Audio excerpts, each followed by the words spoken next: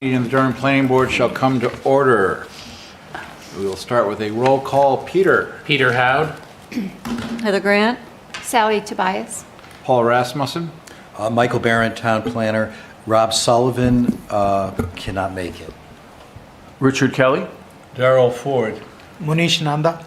Julian Smith. I believe Peyton and Gary are both traveling as well. Yes, they are. So, Peter, Munish, Julian, all three of you are being seated as voting members Thank tonight. you. Okay.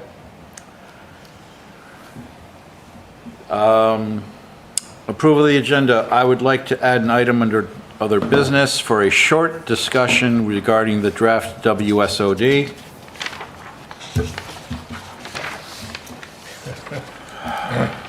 And does anybody else have anything that they would like to add to it? I'm just catching up now, Mr. Chairman. You know how I'm a little slow. So, if I heard you right, what are you adding on? Is it 8? Other business. Other business. We are looking at. A short discussion about the draft WSOD Okay. that came to I us. saw that email. Yeah. That's not the first one that's come, by the way. Okay. No, it's not. All right. With So that, I'll make a motion that we approve the agenda as amended this evening. Second that. seconded by Heather. Thank you. All in favor? Aye. Opposed? All right, we're good. Town planners report. The public hearing scheduled for the NOAA building at the Edge at UNH, National Oceanic and Atmospheric Administration building, has been postponed to October 22nd, and so the public hearing will be held then. Also on the 22nd, we'll have the proposed EV charging regulations prepared in a regulatory format from the Energy Committee for you to look at.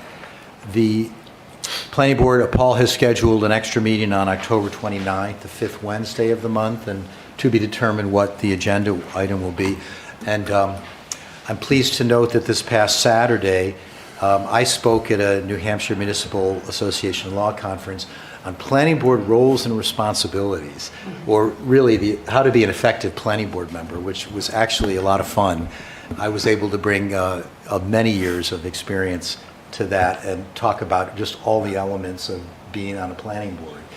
And also Paul was on a panel discussion that same day. Interesting, related topic, the relationship between planning boards and their professional staff. And so that's all I have. Any questions for Michael? All right. Reports from board members who serve on other committees. Heather, Town Council? Sure. Okay, so the town council met on Monday. There was a significant amount of public comments at the beginning of the meeting related to, some of it related to the story height in the downtown area. Basically, I think preparing for the fact that we had the presentation and discussion, but it wasn't a public hearing that we were going to be having on the recommendations of height limit in central business zone. Unfortunately, the rest of the meeting lasted longer than expected, and poor Michael was there at like 10:30, and then it was taken off the agenda. So that discussion will occur at a later date. I'm not sure if it's the next meeting or the following meeting of the town council. We had some presentation items which were interesting, so if anybody wants to watch them on DCAT, the first one was a presentation by Dr. Robert Schaps of the Oyster River Cooperative School District, and he just did a brief discussion about the different strategies that they were doing with the elementary schools. They've shifted some over to the elementary school in Lee, balancing some of those populations. There was, in general, a reduction in total students. Durham's down, Madbury's down, and Lee was up a little bit. But I didn't write down all the numbers, but might be worth listening to. They're still in the process of, we're reviewing what they're going to be doing for their budget and capital plans. What was really interesting was the UNH professor did a presentation on the restoration project for Upper College Brook. And it's going to be concentrated along where, if you know where the Student Rec Center is at the university, up in that area, past that area, but then coming up and around. They're saying that the ability to limit water flow in that area and allow an area where you can have, during high rainstorms, an area for it to help settle before it rushes through the areas that are covered at UNH would help with the downstream as well. So a lot of things that go into the flow of the College Brook start at the fields, the ag fields up above, as we know, with the nitrogens. All right, so then we had the discussion that was the most heavily involved of about the Mill Pond Dam removal. So a lot of discussion on that, and it was the funding for those items was approved by the board. And that's it. Can I ask a question? Oh, please. Please, after you. Yeah. Question. You mentioned going back to the schools that you mentioned. If I heard you correctly, you were saying that they're moving students around? They had for the beginning of this school year, they did shift students that, I guess, as incoming kids would have been at I can never pronounce it. Moheramet? Were Everyone in shifted unison. over to Mastway. Mastway. Yeah. Yeah. Okay. Primarily kindergartners. I see. Yeah. Yep. Thank you for clarifying that. I was just curious, you had mentioned that the, talked about enrollment being lower. Was that attributed to anything or just one of those things where? Yeah, it's just I that? can't remember if he actually identified anything in particular. They do manage the cohorts going through the system. The senior, the high school is usually moderated and kept steady because of the incoming students from Barrington. Thank you. You should just do it for me. It's like I can't remember anywhere. But I think that obviously what they watch most is the incoming and trying to balance that. But they also have some capacity issues at the elementary school and some things that they're trying to tweak. And I think that's going to come out in some funding requests probably during the... There's the expansion of the cafeteria at Mastway so they could, and rearranging of facilities over at Moheramet. Yep. The reason the enrollment dropped is because there's a smaller cohort in the middle years that's coming through. So as they push out larger ones, it drops. But it looks like it's going to catch up eventually. So it'll stay pretty steady, I think. All right. The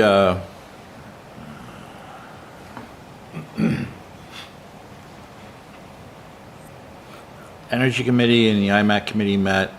Not a lot, not really anything new pertaining to us in either meeting. The big thing right now is that the compost challenge is about to start. That's next week, this weekend, something like that. Yeah. Housing task force. Some already started. Oh, and the housing, yes. So the housing task force had its closing session yesterday here, in which they provided an informational session for the public.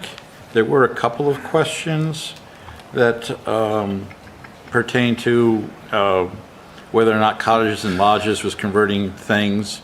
Some questions about the balancing of senior housing versus workforce housing. We also had a chat with Ken Holmes. Ken Holmes from UNH. And they were talking that they've been getting consultant advice on how to handle their budgets And the suggestion right now is that they might drop 1,000 of on-campus beds out of their current mix, but they would be aiming for a 50-50 split of students living on and off campus, and they're expecting the, so if there's a decline of 2,000 students in the upcoming years, then they would probably meet that with a decline in dormitory space as well.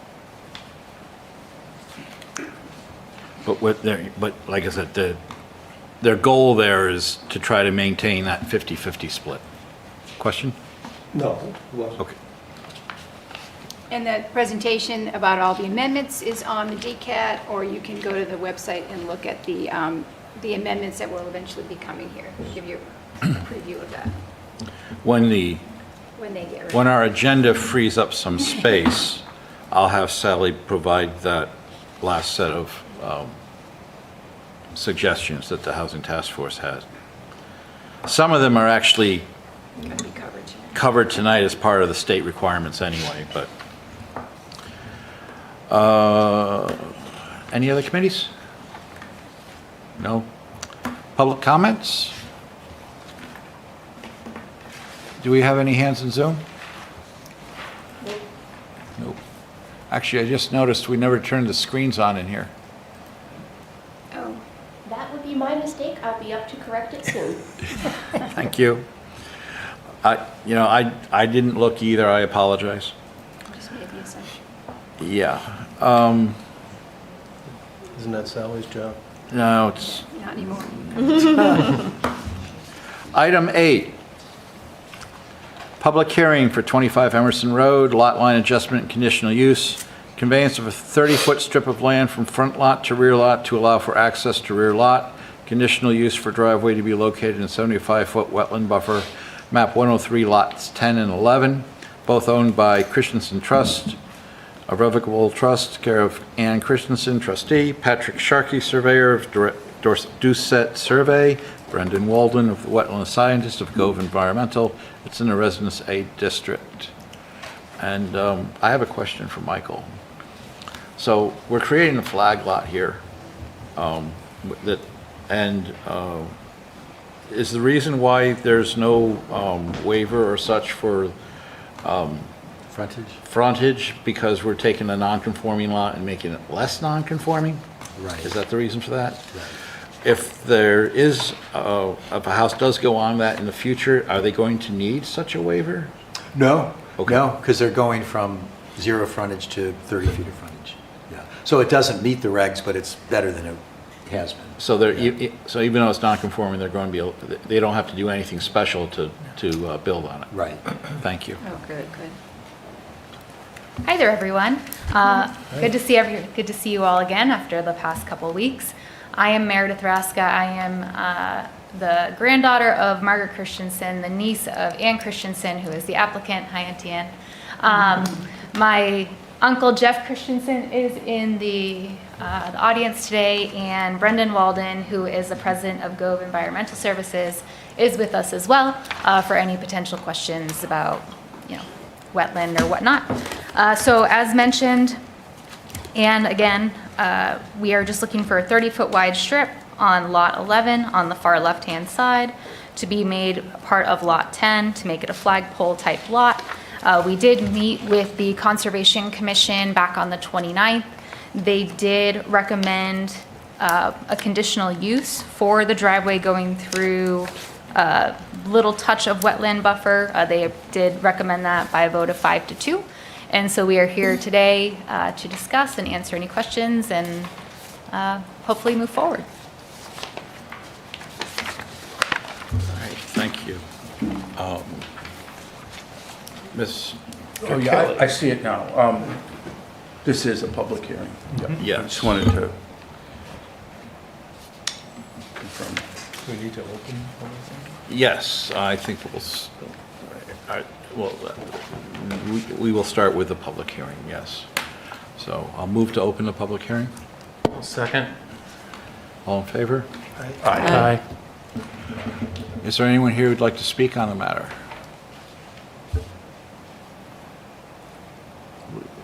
Please introduce yourself at the podium. Yeah, I'm Mark Morong, 21 Emerson Road, Durham, New Hampshire. Welcome back, Julian, back to town. See, it didn't take you long to find a board to get on. Still looking for people for the ZBA.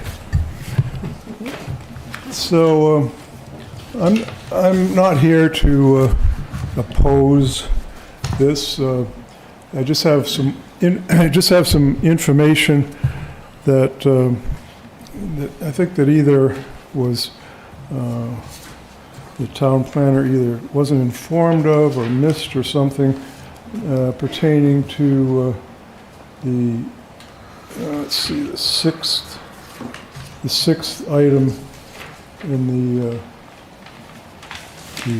proposal here. And I've got a handout. Can I just pass it around? I only got 8 of them. Let's see, there's actually 9 of them.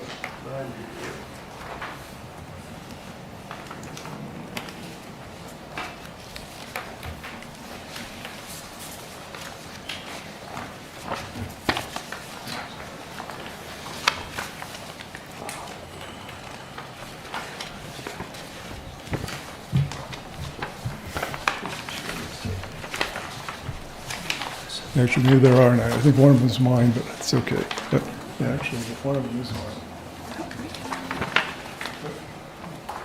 Actually, Michael, could I have this? Yeah. That's probably the one you want. Things I want to read off.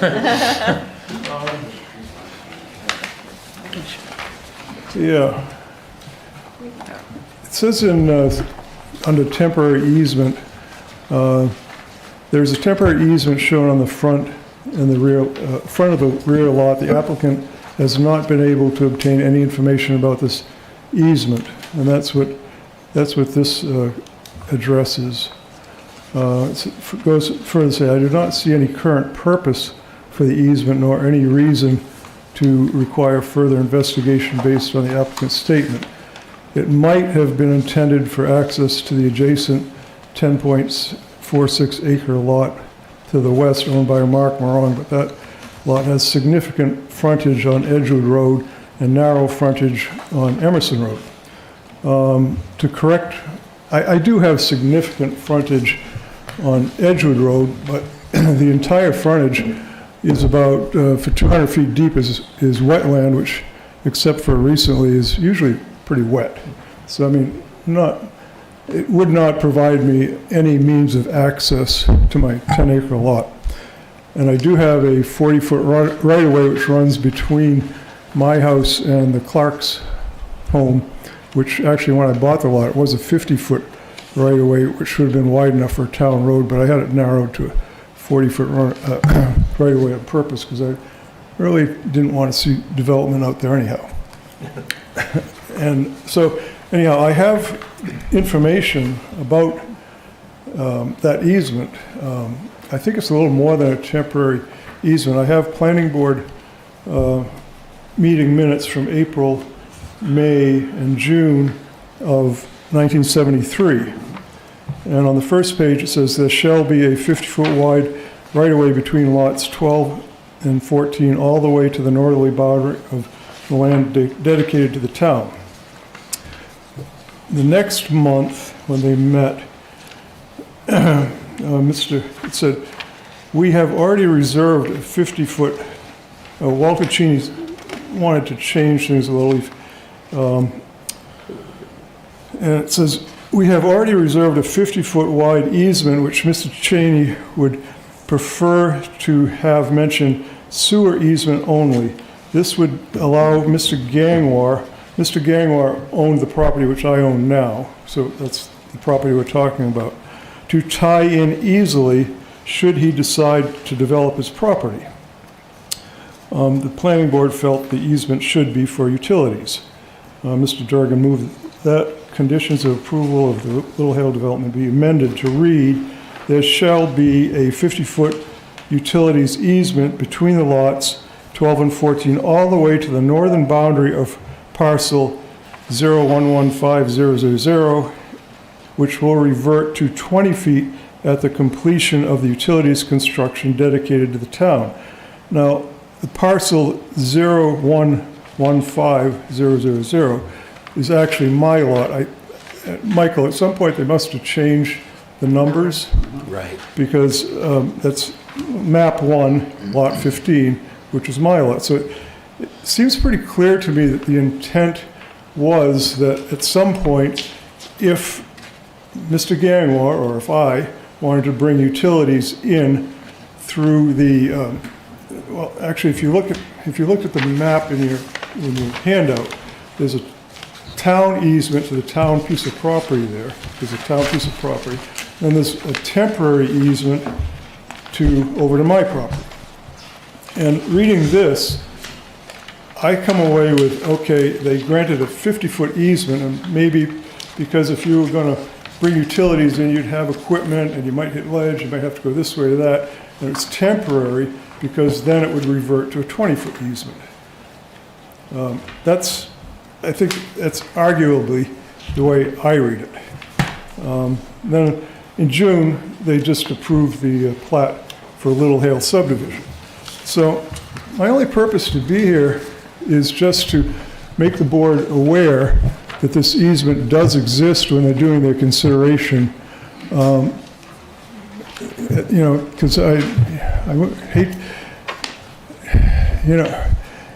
Michael Barron has said that at this time the town has no plans to use that town lot or the town permanent easement, but 50 or 100 years from now, different administration. I mean, I've been in this town for over 60 years, and I've seen a lot of changes.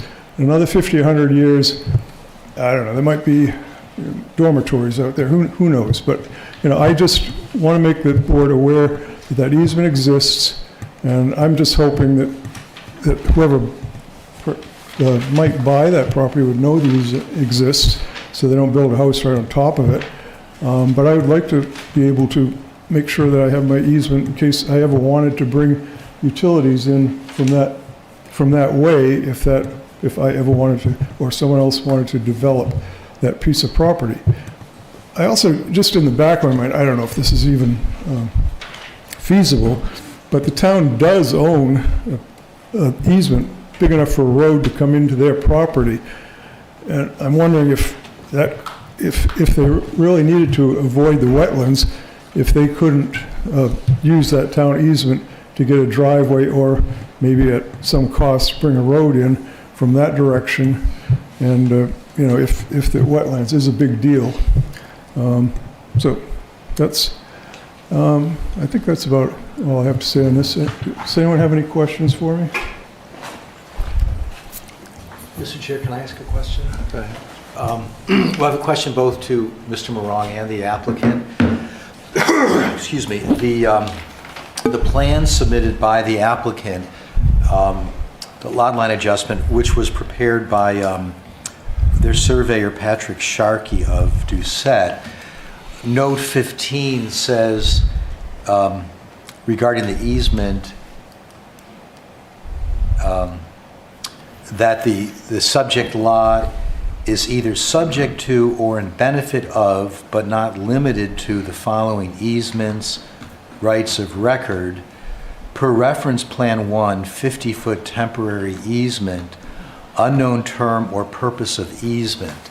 And since that time, the applicant, Ms. Christensen, was able to locate these minutes that you have in front of you, which does provide some information. I don't know how conclusive this is, but I would tend to agree with Mr. Morong. It would seem that maybe the language on this plat should be changed.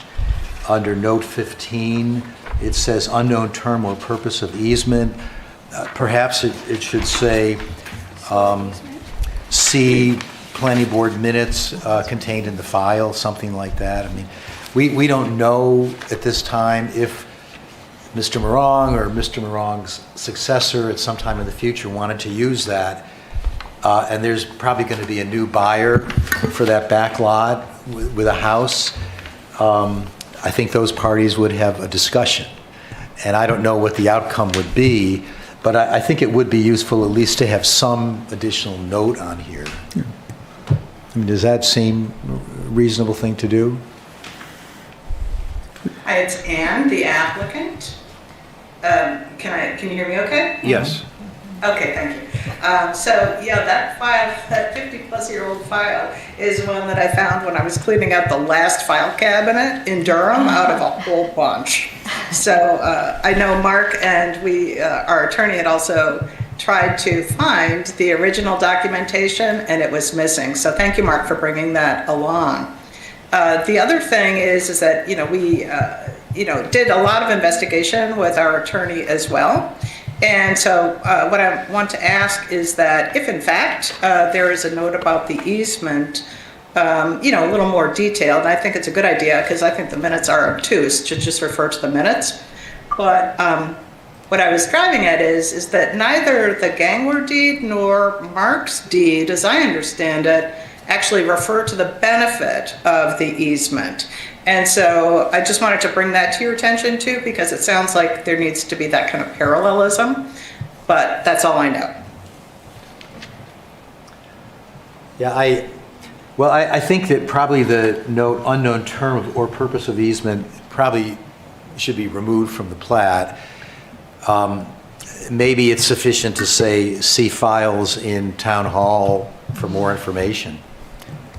Yeah, it seems to me it's a question that would be up to the lawyers, which I have no, I don't want to go down that road, but I just want, as I say, I just want to bring the boards,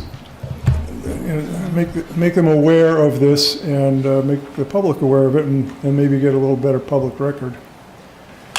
Well, what do people think that note on the plat should say?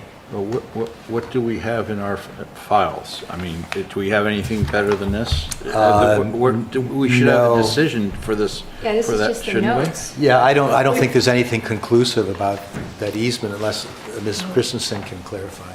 Yes, I do. In fact, it's been listed on the deed for Lot 10 for as long as it's been owned, since 1973. And it's been listed as a temporary easement in 1973. So I would object to having the word temporary removed, because that to me was one of the essential parts. I hadn't thought about what Mark was mentioning, that maybe that was temporary until the town took action, and then it might be 20 feet, but I don't understand why, I guess I don't understand that whole notion, period. So I think the minutes are pretty obtuse, and they mention a potential rationale, which was Gangwar to connect to the Little Hill Road utilities, but temporary still is very important. I think when they bring up that it's going to be a 20-foot easement after the utilities are brought in, then in my mind that kind of says that's why it's temporary 50, because after the utilities are brought in, then it's 20, so it's temporarily 50. But as I say, I'm not a lawyer, and I'm not going there. Doesn't it make sense that it just maybe adds the word utilities? Yeah, I think, if we just modify the unknown term or purpose of the easement to being a utility easement, a future utility easement, that should satisfy, I think, everything that's going on. Richard's also holding. I do have a quick question though. So given the fact that we're not 100% sure, but based on the wetland buffer and the fact that this easement is going into Mr. Morong's lot where there are wetlands, can you even bring utilities in where there's wetlands there? Actually, You can, okay. Well, that's another question to be determined. We can't say. if you look at Mike's right, but if you look at it, it's not a very big wetland section. It really would be up to the state whether or not you could bring utility in and restore the wetlands to the way they were. We're not talking about a road, we're talking about a trench, which could be restored to its original condition afterwards. So that would be up to the state to grant or not grant a wetland crossing, and they certainly grant a lot of wetland crossings for driveways and access to property, and that's a pretty common thing to happen, right, Michael? Yeah. Mr. Kelly. Yeah, so I don't think we're the ones to draft the note in regards to that easement. There's a licensed surveyor that's going to have to stamp and seal this, and it's really what they feel comfortable with, and they may be consulting title attorneys as well. Land attorneys. So do you think it should be left as it is, as he wrote? I think it remains to be determined. I believe what Richard's trying to say is that DCAT should review the documentation and decide if the note needs to be adjusted or not. And DCAT's very careful in that they reference the plan where they're getting that information. That plan's recorded at the registry, though I'm having a challenge bringing up that plan. I mean, we could put a condition to speak again with the surveyor. And the minutes of the planning board are certainly, they're not the language of the easement. They might be used if there was any question in the future to try to determine intent. So your options are leave it as is, modify the language somewhat, maybe you say uncertain rather than unknown, or we could consult with the surveyor as a precedent condition. Yeah, I think their surveyor should review what they have, and I don't know if the surveyor has received this information as well that's been shared with us, but they might find that of value as well. But I think it's their decision what they put on this. Right. Not ours. So I can, maybe I should just add a condition in terms of the plat to speak with the surveyor and have them clarify or finalize that language. Thank you. That's fine. I've spoken to Pat about it and given him the copy, so yes, I will follow up with him too, Michael. Okay. Excellent. Yeah. All right. Because the surveyor's not with us tonight, are they? No. No, not tonight. We got the wetland scientist on short order, though. That's Thank you. good.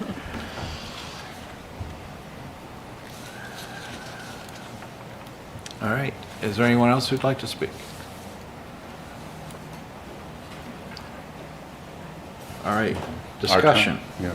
Let's move into discussion. So, could I start? Because Certainly, Richard. I'm going to throw a real hard one at you because I'm looking at the conditional use application, and it comes right off the bat, no alternative locations on the parcels that are outside of the WCOD that are reasonably practical for the proposed use. Looking at the plan, I find that hard to believe, and I know that the town planner referenced us to the Concom meeting, where I think he framed it as a lively discussion or something like that. And you were correct. It did pass by a 5-2 vote, I believe. Yes. And I wish Rob was here tonight to, that's why I asked about Rob's presence here tonight. So I guess I'd like to hear from the applicant, why are there no alternative locations that are outside of the WCOD? It seems to me one of simply convenience or desire. So in this case, the other location that was looked at was on the east side of Lot 11, going in, along that. However, the scenario that we ran into was, number one, you have Fitz Farm Road right across the street.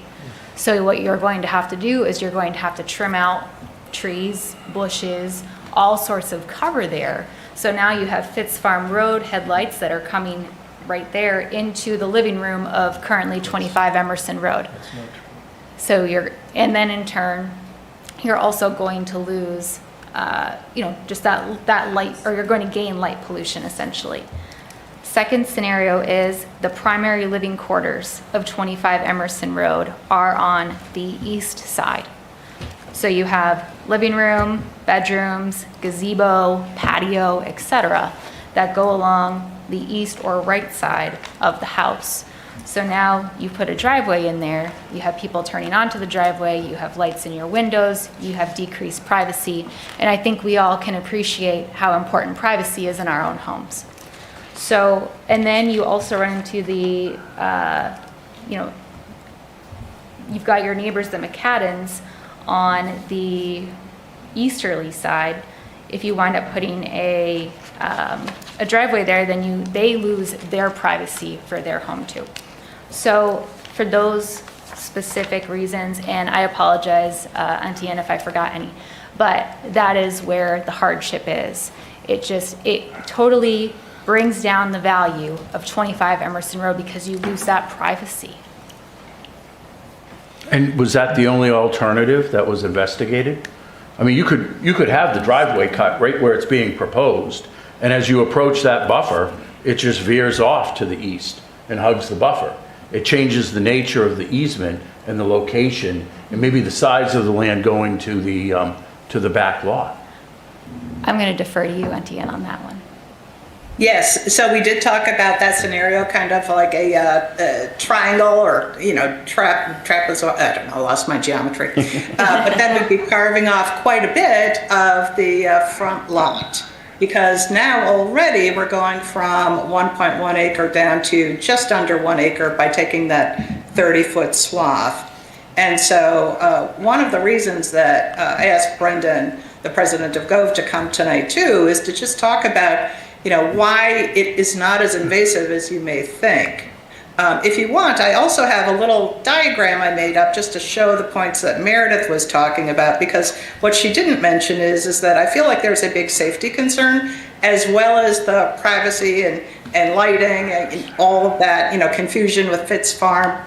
We've had a really effective boundary through the I'll say the trees and shrubs that are bordering Emerson Road for quite some time. So we've not been having any adverse impacts from Fitz Farm headlights coming into our living room. But the way the driveway would have to go in, I believe on the right-hand side this is, I think I saw the McCaddens in the room there, but the idea would be that we would try to do a similar thing to what we were doing on the Clark side, which is have absolutely no interruption in the boundary or any impact on them whatsoever. And so on the left-hand side, the way the boundary flows, and we could put in a 30-foot wide lot line adjustment, that would give enough space to keep a buffer on both sides of a 10-foot driveway that is significant, right? As well as to protect their experience so they would not be harmed. In all honesty, we did not look as deeply on the right-hand side because it was hard to imagine that, creating traffic to go by a primary living area would be a problem for us. So would you like me to share my screen and just kind of show you a picture of what the impact is so you can visualize it, or do you have enough of an idea? Well, that'd be great. I think that'd be fantastic, please. Okay. Now I'm a first-time flyer here, so DCAT, help me. Should I push the share button, or what should I do? Yes, you should. Okay. Oh, I had all kinds of fun visual aids. This one is actually, Hold on just a sec. this is back to Mark's point about the his wetland on his side. I don't know, can you see this? We're not Not yet. seeing it yet. Not Sometimes yet. there's a lag. There's a delay sometimes. There we go. Okay, we're getting there. Sad. Okay, so this one, I put this up just so I could have it handy, but Mark, this kind of reinforces one of the things that Mark had said, which is that this purple area is what is the wetlands for his property. And you can see down here, if you can see where I'm moving my cursor, there's a solar exclusion. This is what he was talking about with his 40-foot boundary in here. And frankly, it was a good history lesson because I had no idea that his lot number was actually on that 1973 minutes, that 100, whatever, 115 number. So this is interesting, but I just wanted to make sure you had a visual of that, because this wetland here that we're creating the 75-foot boundary on, and actually it's so interesting because this is where the front lot is separated from the rear lot right here. And so the 75-foot wetland adjustment actually goes a lot in here on the back lot and a little bit on the front lot. And Brendan, our specialist, has I think a graphic on that too. But let me just move back to the example that I wanted to show you, which is the house picture. Haha. All right, I may get good at this. I don't know. Let's see. Share. Okay. So you can see this is, can you see okay now? Yep. Yes. Okay, so this is Emerson Road going straight across.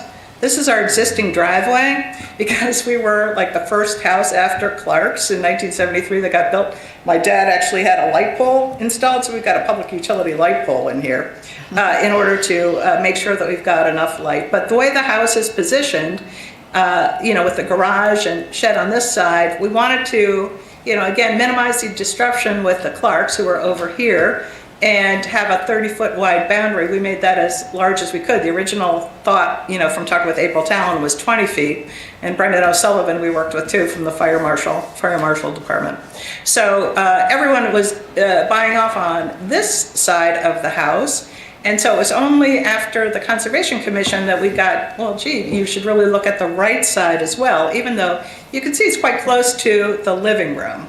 And so upstairs is where Meredith was pointing out that, we've got all of the living space actually here. There's a sunroom here with all glass, the 2 floors upstairs, and then there's a beautiful gazebo, and this is a patio. And so my concern with the right side is not just that it will create light pollution, because here's Fitz Farm Drive, and in order to be able to safely move out of the driveway, we have to cut back shrubbery and trees, right, on both sides here. And so that means that we're going to open up headlight access to the living room, essentially, right? And we're going to have to take out a lot of the boundaries. And then just one other thing, and then this is the McCadden property. And Edie and Jim may have some commentary about that, but we haven't really had the time to evaluate what that would mean, but it would be increased cost for all of us because we'd have to install more safety barriers here because this is the primary traffic area. So as well as privacy, it's a safety and then also a cost issue because over here on the left-hand side, we'd be able to put in shrubbery, and it's a very non-invasive use because it's just going back to a single-family home, ideally, on the back lot. So it's a very non-invasive use on lawn. Essentially, this has been our lawn forever. Whereas on the left-hand side, what Edie was pointing out is that it would cut out the boundary of our plantings that are our own boundaries today between our 2 lots. So does this help? Because this is the Fitz Farm issue. I think so. You made it pretty clear that it would be inconvenient to you to choose to put this driveway on the east side.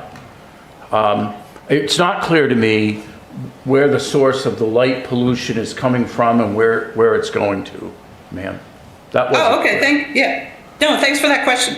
So that's what I was trying to get at with these trees. There's if you go by the property, there's a lot of trees in front here, right? Yeah. And we have to often cut them off back because if you're coming out of our existing driveway, there is a need to, cut back along the edges here. And so in parallel, we would have a driveway somewhere within this area here that would be closer to the house because, frankly, we have to be able to allow for some level of boundary, between the 2 homes lots as we've existed today. But the idea is that if we would have to cut back on both sides of the driveway, just as we do today, because traffic comes along and you just can't see what's coming along. So that's what would open up the Fitz Farm traffic.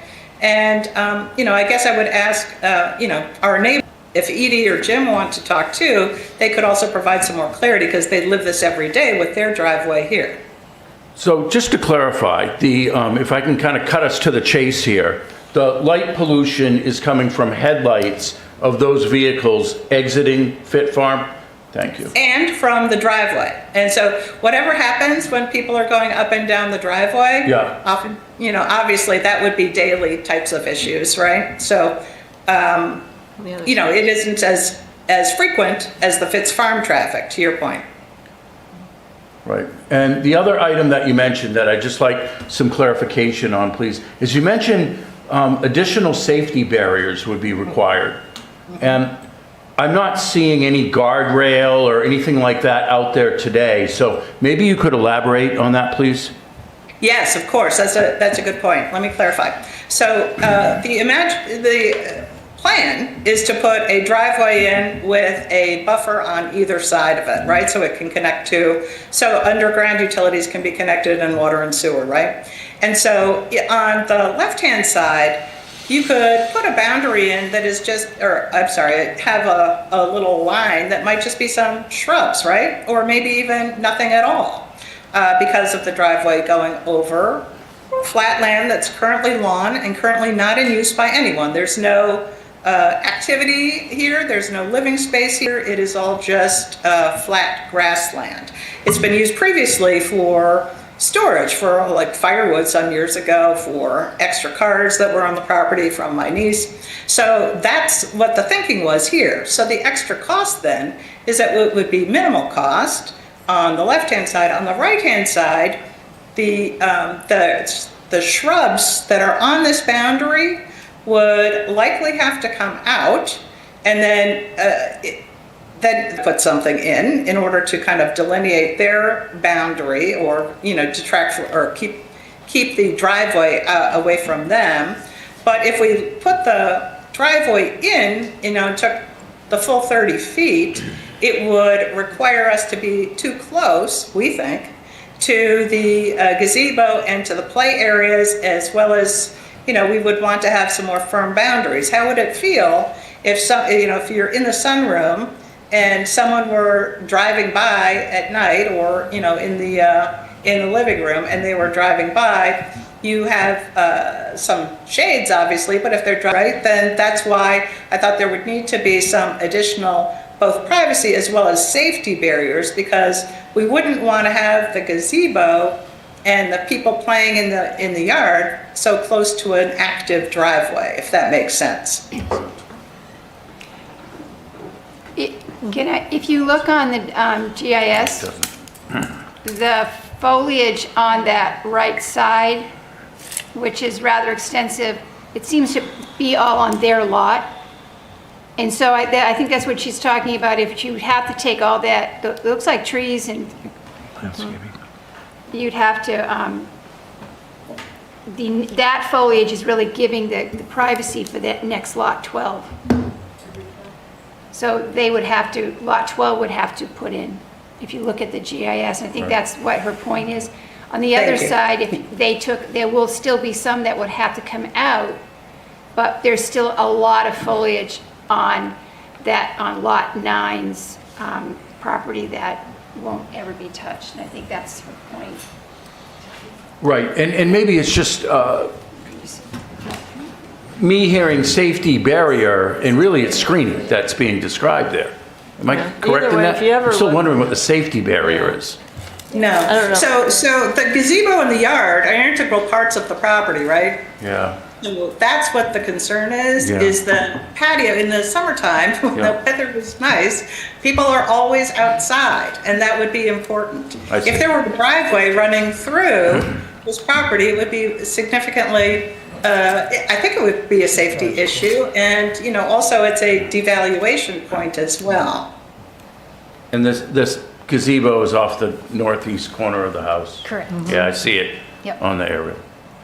All right, and just so that we understand, the lot, the front lot would be reduced down to approximately an acre? 0.96. Yes. Yeah. And the minimum lot size required for the district? Half an acre. Half an acre. Yeah. Thank you. Well, thank you, Richard. I mean, I was going to go down the 60 feet. same hall there. And It's 60 feet from the tip of the house to. yeah, and what I'm looking at is what the new side setbacks would be, you know, for, because I mean, with the respect of it, even though it might not, my thought being, right, is if the new side setbacks are sort of equivalent to what a front setback would be for minors, to have the idea of traffic now going through your side yard, backyard, et cetera, I would want to treat that at least as, make sure we have sort of the minimal front setback for the zone. And it looks like it would be close.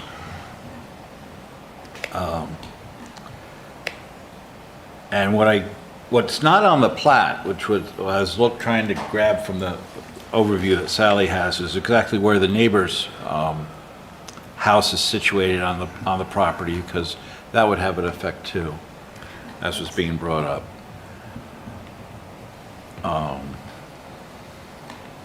But Do you mean the McCadden's driveway, number 27? McCadden's house, actually the McCadden's house. It's about 53 feet from Yeah, that, so And their that's- driveway face is on that side. to their house and to the I driveway. I don't see that being an issue here. Yeah, but on the other side, it's the same thing. It's the neighbor on the other side also. It's so their proposed driveway location, on the other side of Butter, it's also a driveway right there, not, the living section of the house is also not on that particular side, so. Plus, there's I walk that way all the a time. wooded buffer as well. From our measurements, I'm not sure if it was visible from what I showed you, but it looked like the Clark's property, number 23's property, boundaries and the trees and shrubs could all remain intact, and we still had plenty of room for the driveway as well as for the buffer, and any additional, if there's drainage or other erosion controls, obviously we would put those in too.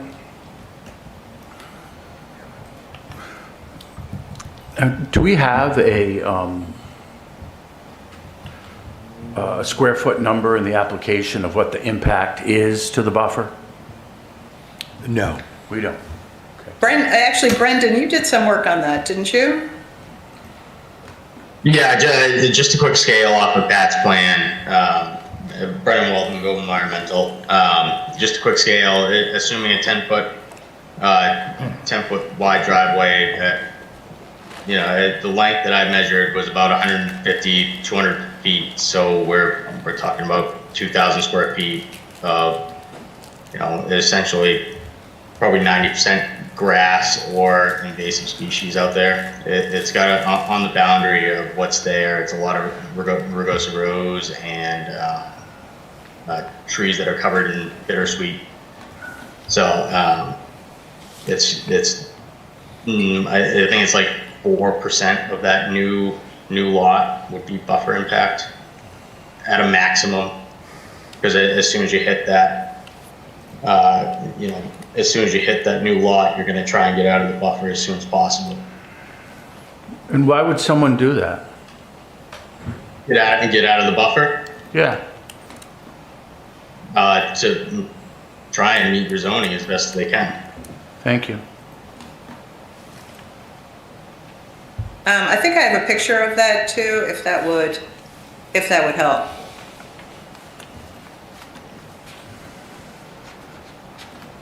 Let's see, can you see, this is the lot 11. So this is where the house is. You can see this all right, right? Yes. Yep. This is where the house is. This is the proposed lot line adjustment. This is the Clark's area. And so to Brendan's point, it's this little area here plus the essentially this is the area on the front lot that would be within the buffer zone. And so the important point here is that when we drew the surveyor drew the 75-foot buffer area, which is this that I highlighted in yellow here, it's still within the driveway, but it's only, like less than half of the driveway to the point of the easement. As long as the easement is staying in place, what Michael discussed with us is that, you would continue the driveway here and then lot. And we have, frankly, we've got a whole buildable scale area, that could be used for that. So my point is that we want to protect the wetland buffer zone. It has a limited point on the driveway. It is largely cleared, to Brendan's point, and has been used as lawn. Does that help? It's a small buffer area there. 2,000 square feet, essentially, because it was like 150 feet. And there's always at least 50 feet by the measures that we did from the wetland to this area that are left totally alone, right? So it's only this limited overlap of less than 30 feet. And in more cases, it's less than 20 feet. So on average, there's always 50 feet clear anyway of the buffer. Did I get that right, Brendan, from what we talked about? I mean, we are, any impacts are to the exterior portion of the previously disturbed buffer there. So it's, yeah, for the most part, yes. Mr. Chair, could I ask a question? Since we're talking to Brendan. Brendan, can you, I'm a little confused. Can you explain to me why we're using just wetland delineation that's just pulled out of the air rather than actually delineating the wetlands? I've never seen that before, and I'm just curious to why. So we're doing it out of an abundance of caution for that. The wetlands that we have are from a survey plan from, I believe, the 80s. And so it was instructed to us that we should show that there are wetlands out there. But unfortunately, unless we have landowner permission, we're not allowed to go out and actually field delineate those wetlands. Can I speak to that, You don't need to. That's all right. That's correct. Because the wetlands are on somebody else's property, we cannot force the actual delineation of the wetlands. That would, Okay, so, a best estimate is what we use in those typically. all right, so we might disagree with where he's put it. We could, but then we also can't enforce it. And I know the current property owner wanted to say something, but I wanted to have this discussion before, just before he had to commit to saying anything. Yeah, okay. The public hearing is still open, so you may speak. Just a couple of words. If I had been asked, they could have come on my property. That would have been fine. The other thing is that in 2016, that my property was 14 acres. It was subdivided into 3 lots on Oak Knoll and my 10-acre lot. And so being as there was a subdivision and the wetlands were delineated then, actually there is on record a 2016 wetlands delineation. Thank you. Seems like that would have been a better one to use. That one wasn't available to us. So, I mean, either way, they're both outdated. So.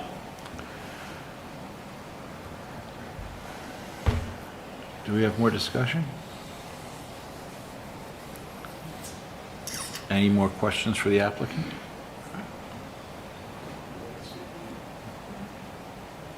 You'd like to speak? Go ahead.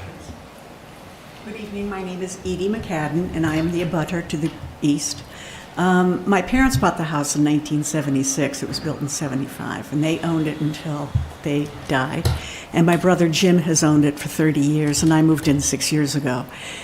The property line where it is, where the posts are, a lot of the property line, our bushes come right up to that. There's quite a lovely buffer. It's a very nice thing to have there, privacy. If you put a driveway in there, that driveway is going to be right up on the edge of our property. And it's really going to impact our privacy and our quality of life. We have a dog that's outside, and I would worry about the dog. So for the last 50 years, we've lived very comfortably there, and I think it would really be, my brother and I are both, I'm semi-retired, he's retired. We have financial limitations, and it would cost us some significant income to recreate some privacy there, that's for sure. And something else I was going to say, just the quality of life would change, and I don't think it wouldn't be easy for us to adapt to that. I know I'm only going to be around another 20 or 30 years, so that's probably kind of a moot point. But it would be a cost issue for us, and it would be a quality of life issue for us, that's for sure. So I just want to make sure that the town knows that. And if it's something that's, I don't know, conditional and it can be changed and it's not something that's chiseled in stone, I personally would request that it be built on the other side of the house. And having had the Christensen's family next to us and having seen them raise numerous generations. The kids play in the backyard. They play on that side of the house all the time. They were always in the backyard, but they were always in the area between the house and our yard. So I think it would have and as a consumer, somebody who would want to buy a home, I certainly wouldn't want to have a driveway on that side with, for someone else in the back. And the light pollution. If you're coming up Emerson and you take a right into it, the headlights are going to go right through the house. And if you come in the other direction, and I know this is probably minor, I don't know if it's realistic, but the proposed driveway on the right would be almost directly across the street from Fitz Farm. I think that would really be a challenge for somebody who might, come to a stop sign and then not realize that that was actually a driveway. And that it is an issue in terms of the traffic on Emerson Road, particularly during school times. The kids coming back and forth, and the buses are no slower. And so we have to be very, very cautious. We never have people who come to visit, we never have them back out of our driveway. We always have them turn around when they can and drive out, because it's a safety issue. It's a huge issue, the way the kids fly down, and the bus drivers, and sometimes other people as well. They come up over the hill from the high school, and there's a crest of the hill. And we have to be very careful. In fact, we had some rocks moved from the stone wall because we had to drive out far enough into Emerson Road to be able to see the traffic, and it was an impediment. So we've made some safety changes ourselves. So if any of that's a consideration, I would really like to have it Thank you, Ms. McCann. Actually, I think the latest point you brought up might be the most effective one, which has to do with sightlines on the road. It's dangerous. So, and that's something that this plat doesn't give us a good feel for. I don't know exactly how far it is, but what happens is the kids come from school, they go to the stop sign, and sometimes they stop at the stop sign intersection. Could you use the mic? Sometimes at the intersection of Baghdad and Emerson. But once they get through that, they blow up that street. I've yelled at them. And the other thing is that I don't think this is the format, but I really would like there's a little crosswalk there. I'd like one of those flashing crosswalks, because the wall comes right out on I've lived there for 7 years, and I've had exactly 5 people stop for me on that crosswalk on either side. And I've had to pull my dog back several times. It is a risk. It is a serious risk. So even having the driveway a couple hundred feet further down would be very feasible. Yeah, the sight distance is better on the right as you face the house on the left side as proposed on Emerson. We have taken down all the mess in the front yard. We have trees there, but our sight line is much clearer. They don't have any sight line there as it is right now. You do have to pull out. And I don't know where to take up the issue of a new stops, for the crosswalk, but it's a sidewalk that the kids from high school go back and forth. We have an elderly project across the street. People walk there all the time. People walk their dogs. It's a lovely place, but it's risky. Yeah, thank you. Thank you. Just a couple more points. I'll second what Edie says. I live on the road. I try not to go out there in the morning around 8 o'clock or 3 o'clock in the afternoon. It's crazy.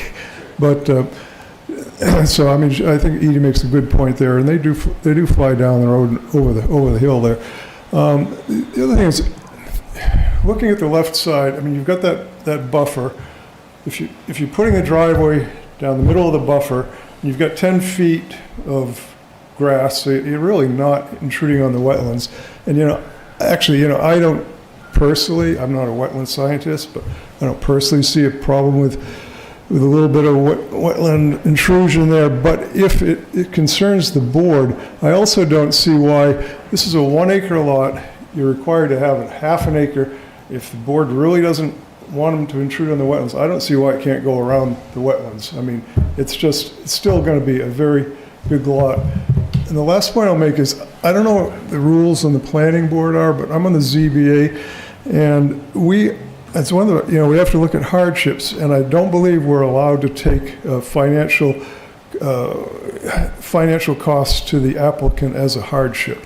I don't know what the planning board does on that, but I think that's the way it is on the ZBA. Yeah, Mr. Chair, I can clarify that point. In the wetland ordinance, the town changed the criteria 3 or 4 years ago, and I think the new criteria actually are quite good, frankly. So the 4 criteria, at least with the Conservation Commission, there did not seem to be any issue with 2, 3, and 4, which has to do with environment, design, restoration. The criterion seemed to be the first criterion. And the first criterion is there's no alternative design that A, would have less impact, B, would be workable, C, would be reasonable to expect the applicant to utilize. My sense is that, so the criterion is a little bit inverted because you have to find,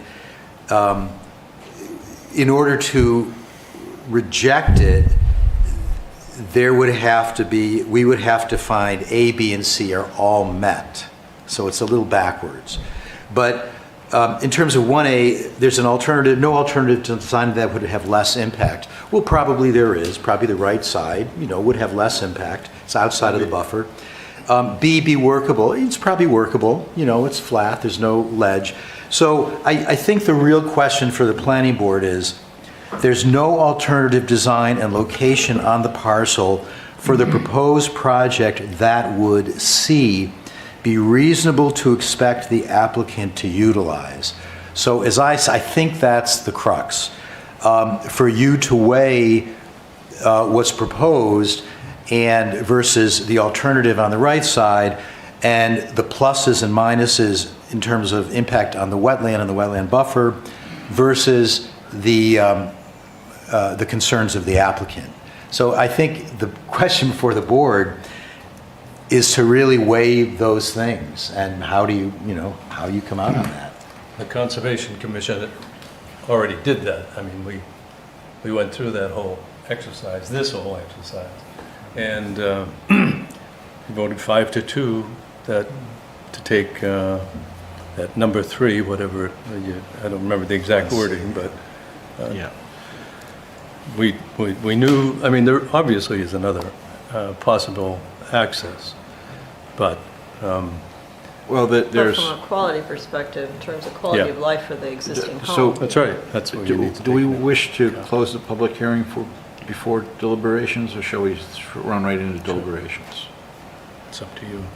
Because I have a feeling this is one of the ones where I'd rather not be in the middle of deliberations than then getting into a back and forth with everyone else in the room. I'm having could- questions with them. Oh, I'm sorry, could I just make one additional thought?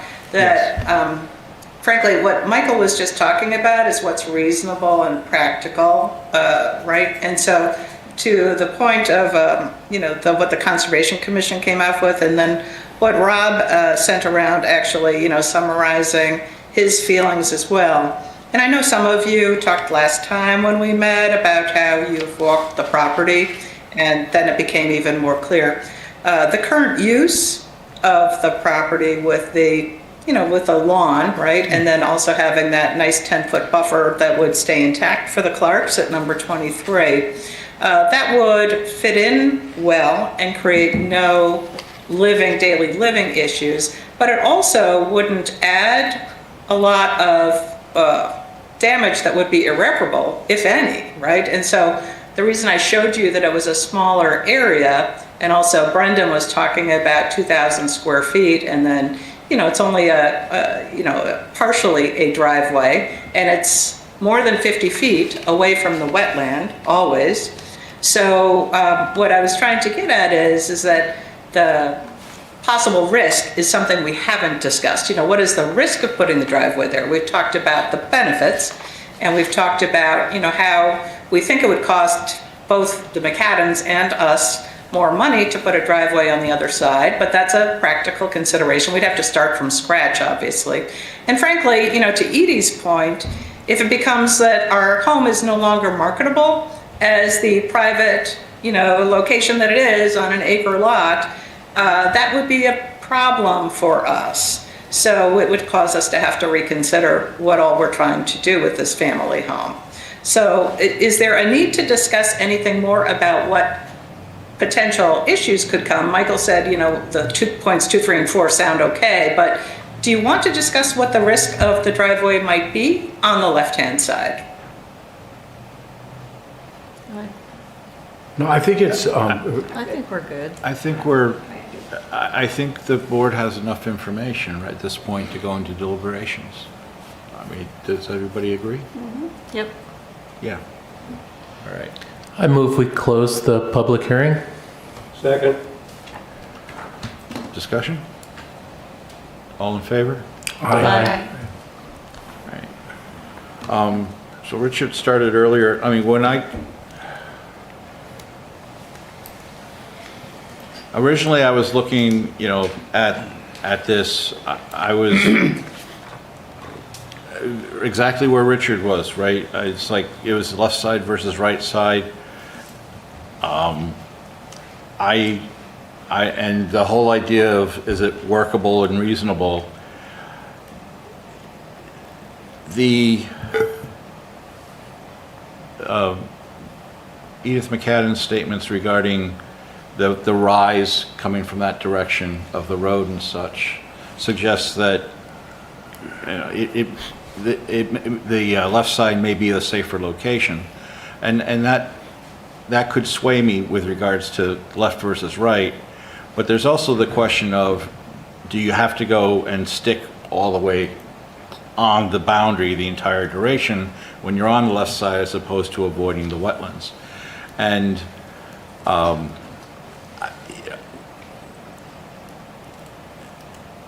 that is, you know, I look at that, and having the driveway wrap around the rear of the house, that to me would not be reasonable. I had to think about it, I have to look at it, but in the end, I don't believe it would be considered reasonable to basically ask someone to have a road or driveway around 200 to 240 degrees of their house.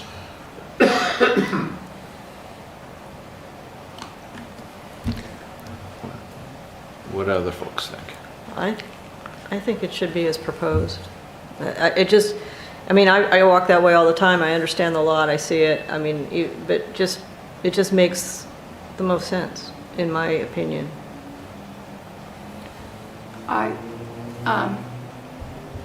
Were you done? I'm done. I agree. When you look at the plan, there's definitely another side, but when looking at it through the GIS, and you realize it would cause a burden to the neighbor, because all of that foliage is going to have to come out, and it's on their sides. On the other side, the applicant would take out what they need to, but it still has there's a very large, foliage still there that would keep privacy. As far as running out in going around it and kind of swerving into the into their backyard, I think that would be a burden. Myself, I have an easement into my own driveway, and I dread if they ever want to put anything back further, because I would literally have a driveway going through my front yard. So much to the point where me and my neighbor have discussed buying the rest of that easement to kind of, so we can control that, because it would not be great. So I think it would be rather disruptive, and I would vote to pass it as presented. Are we ready to go through the criteria in detail? I guess we started to go through the criteria in detail there on the first criteria. So is there anything more on the first criteria? Can we read through those again, please? I can do that. Thank you. Sure. The first criteria is there is no alternative design location on a parcel for proposed project that would, all three, have less adverse impact on the SPOD and over ecological values, be workable, and be reasonable to expect the applicant to utilize. And it has to be all three? Has to be all three. Okay. And that's 1A, B, and C? Right. Yes. And, you know,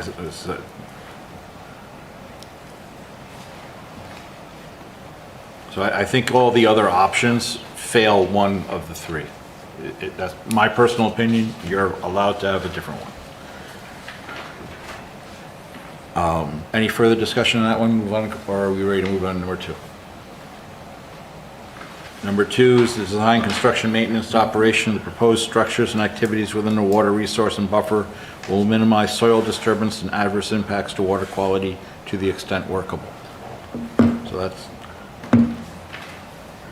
that's just all part of the making sure the work gets done properly, right? Right. And all the appropriate notes are in place? I'm sorry, in reference to? To,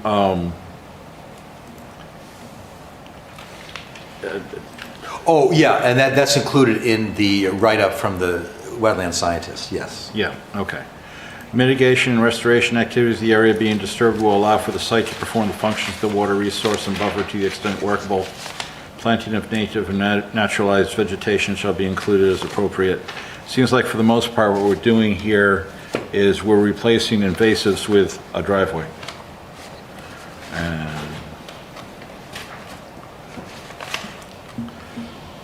which, yeah. They won't grow back. It's hard for invasives to grow on a driveway, yes. They managed to find their way. I said hard, not possible. They've been there a while, too. Proposed project will not have substantial adverse impacts to known rare species, rare habitats, water quality, aquatic connectivity, or wildlife corridors. Applicants, no, I don't see that happening here. We're in the middle of a residential district. So that's the 4 for the wetlands, and we also have to go through the 8 general. 8 general. Oh, do we? But keep in mind that usually those 8 are largely not applicable because it's the only thing those are applying to is putting a driveway and utilities within a wetland buffer. So Nothing else. Not having a driveway, blah, blah, blah. is the site suitable for the intended use? Which, yes, it can take a driveway. There isn't anything there that screams, don't put a driveway here. Yeah, and in fact, in the response. No, sorry. You can't, Public we're hearing. closed to sorry. public hearing, that's okay. That's all right. We do it all the time. External impacts, the external impacts on the proposed use on abutting properties in the neighborhood won't be greater than other adjacent existing uses or uses permitted in the zone. Nothing. Yeah. Character of the site development, the proposed layout and design of the site shall not be incompatible with the established character of the neighborhood and shall mitigate the external impacts of the use on the neighborhood. Again, it's a driveway in a residential area. Character of the buildings and structures, it's a driveway. Preservation of natural, cultural, historic, and scenic resources, there aren't any here. Impact on property values, there was some discussion with regards to the impact of other options being greater than the impact of the existing proposal. Anyone have anything to add to that one? No. Availability of public services and facilities, it's municipal water and sewer, and fiscal impacts, won't have a negative fiscal impact on the town. This would actually be of benefit since it's creating a buildable lot out of a non-buildable lot.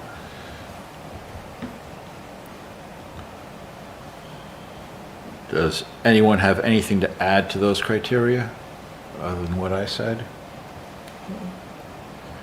All right. Shall we move? Would someone like to make a motion for the conditional use?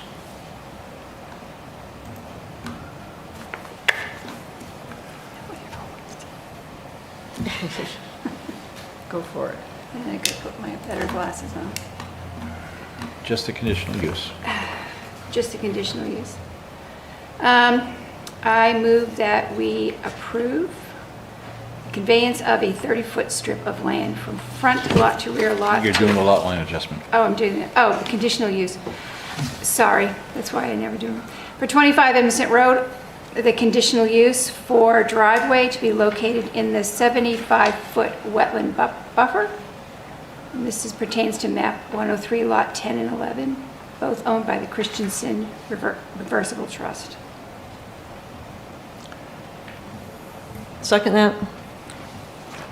Any further discussion? All in favor of the motion for the conditional use? Aye. Aye. Opposed? Aye. Abstentions?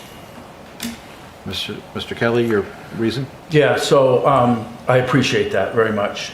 The driveway being on the east or west side was pretty clear, and the evidence is clear tonight that the west side is what was chosen. But I do believe that the location hugging that property line and not getting out of that wetland buffer is a choice. And we heard the wetland scientists say that as soon as we're over the line, that driveway is going to veer away. And why? So it's out of the wetland buffer. What I heard tonight did not convince me. I'm very sympathetic to those individuals who live in a wetland buffer and are looking to do something to their property when they're in that buffer. But this is a new impact, and I'm sorry, I just can't support it. I appreciate that, thank you. Oh, Mr. Chair, can I, just two other things about the conditional use. I have on the draft conditions that the driveway will extend, it'll be in the flagpole, and then that it would extend in a straight line through the easement, and then after the easement, it would veer to the right. Do you think that the driveway should go through the buffer in the easement and then veer to the right, or should it veer to the right after the flagpole at an angle through the easement? Probably that's better, because that's Angle not gonna, through the easement. Yeah, through the easement. Okay. And then my other question: the conditional uses have to be started within a year to remain valid. The applicant asked for 5 years from approval because of uncertainty when the lot would be sold and developed. Is that acceptable to extend it to 5 years?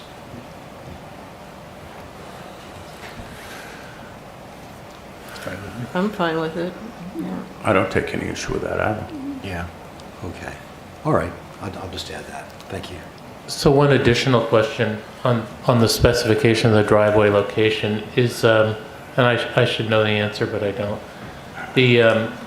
Within that 30-foot buffer, can the driveway be anywhere, or are those 10-foot side little buffers beside the driveways in the driveway regulations, or? Well, the applicants talked about having if any driveway is more than 10 feet of pavement or 10-foot travelway, then it has to meet the side setback, which is 10 feet. So assuming it's a 10-foot paved driveway, it's a 10-foot setback. If it's less than that, it could go up against the property line. But you could specify where that driveway, that it be at least 10 feet, if you wish. Well, no, I was wondering if within that 30-foot, I mean, we haven't done the lot line adjustment yet, the driveway, that we specify that the driveway start veering to the east as soon as it enters the buffer, and then It's not going to make much difference. and then so that essentially by the time you hit the end of the pole, you'd be to the east side of that 30-foot buffer. But if there's a 10-foot setback required, then that just opens up another can of approvals. So I think the way it's set up is 10, 10, and 10. Yeah. So that it maintains the setbacks. Right. I would not want to go less than 10 foot because. Well, you'd certainly need it for construction and stuff like Yeah. that. So, yeah. So actually, maybe it should just specify that the the driveway, travelway must be set back at least 10 feet, which it probably will be anyway, but you probably should specify that. The,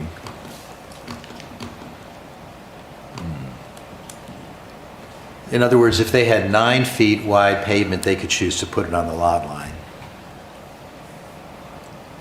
But it probably makes sense, I mean, it probably makes sense just to require a 10-foot setback. It'll be in the middle of the strip anyway.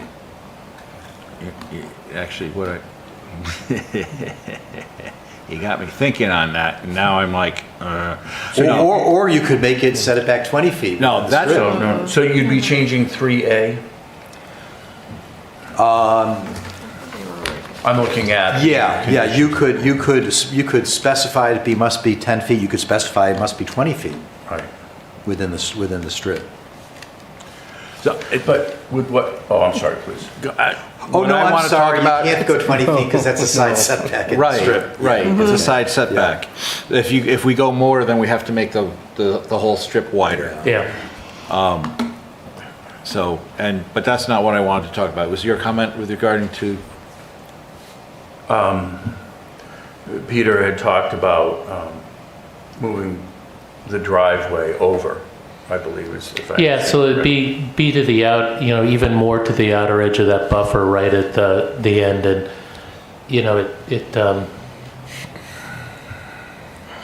Yeah, the, it would then also be easier to redirect, instead of making a sharp 45-degree corner back there, just kind of start a curve a little bit earlier. But if the 10-foot setback, it's not going to work, so. it's not going to work with a 10-foot driveway, correct? Correct. If it was an 8-foot driveway, it could hug the property line to that eastern property line. If it, yeah, and if they wanted to, they could narrow it and they could do that, but you're now also putting, you don't know what's going to be going up and down that thing. Agreed. The guy has a boat on a trailer, he's not going to fit it down Yeah. an 8-foot driveway. I'd want a 10-foot driveway. Yeah. That's not- Now, with regards to the driveway, and with regards to the fact that where this driveway is hitting Emerson Road, the last thing we need are the delivery trucks parking on Emerson Road while they have to huff a box up by foot up the driveway. They do it already. Not there, but No, I'm just thinking that Lots of I would, places. yeah, they do it all over the place. This is one of the places where we really don't want them doing it though, right? It's one thing to go up a short driveway, but this is going to be a very long driveway, which means that truck will be sitting there for a long time. So I'd like to, is there some way we can ensure that where the driveway flares out onto the road, there's enough space for the trucks to get off the road and park in the mouth of the driveway? Oh, well, they can certainly have a flare. Right. They don't have to meet a setback where there's a flare at the end of it. So, Yeah. I mean, so is that something we'd want to put into? That's going to be tough to do. All right. I mean, they're not going to be able to pull in there in 30 feet. They're just not. Oh, they parallel park to Emerson in the mouth of the driveway. If you make the driveway wide enough, they can do it. They can at least get like 6 or 7 feet off the road. that one's actually easier to get to, the way it's designed, than the one across the street from me that's narrower than that and on a hill. And they managed to go all the way up that, or they just stopped right there on Emerson Road, which I live up on, the worst part of it, because it's a curve, not even a straight line, not even near the stop, well, kind of near the second stop sign, but they go right up that thing. That's a straight-on driveway, that's not a problem. Compared to what I see going up the hill across the street from me on a Well, they- very narrow curved driveway, they- on a hill. They just need to come in from the west. Yeah. And they can Just go All right. make that turn I'm and just go right up telling the you. driveway. Okay, I'm just, that's fine. All right, But seriously, is there something specifically, Mr. Chairman, that you were looking to alter? I was looking at trying to specify that when they flare out, rather than doing your standard 10-foot flare, do a 25-foot flare or something like that, an extra wide mouth to the driveway, so that there is space there for a vehicle to get off the road in case they need to park, because some of them won't go up your driveway, Right. Right. right? And if they're not going to go up your driveway and there's no place to get off the road, they will park their half in the lane. Yeah. And They do it on. I'd rather them be able to get off the road. And so that's what I was looking for, was be like Yeah. a double wide flare at the mouth of the driveway. A similar. You can specify anything regarding that you see fit. It's part of the lot line I mean, do adjustment. people think it's worthwhile? Not from my section of Emerson. It doesn't make any sense to make it a change. It's just, from an observation of everything else on that road, it doesn't make any sense to ask for more. So, and this is for a truck that's a box truck that's Yeah. like 30 feet long. Yeah. And they're gonna make their own decision as the truck driver. I mean, some may actually So- learn that driveway and go up that driveway after a while. So to put it in perspective, you're gonna need something about as wide as the Fitz Farm Drive. Well, but it would be using almost the entire right of way Yeah, at the mouth there, yeah. yeah. Okay, that's fine. You want to move on? Shall we move on to the lot line adjustment then? Yeah. Any further discussion on that? Any further deliberation on that? Yeah, I think we need to look at 3A. Yes. So it currently says, if the paved driveway, not including shoulders, exceeds 10 feet in width, it must be set back at least 10 feet from the side lot line.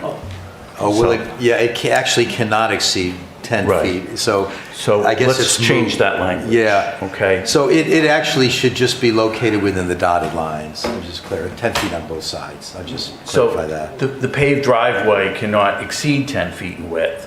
It must be centered within the 30-foot. Yeah, why don't we just say that must be centered within the 30 feet? Yeah. Okay. And no larger than 10 feet as well, because as soon as Right. it is, you're encroaching. Right, right. And that's really for the benefit of the future owner who's going to pay for that driveway out back. Yeah.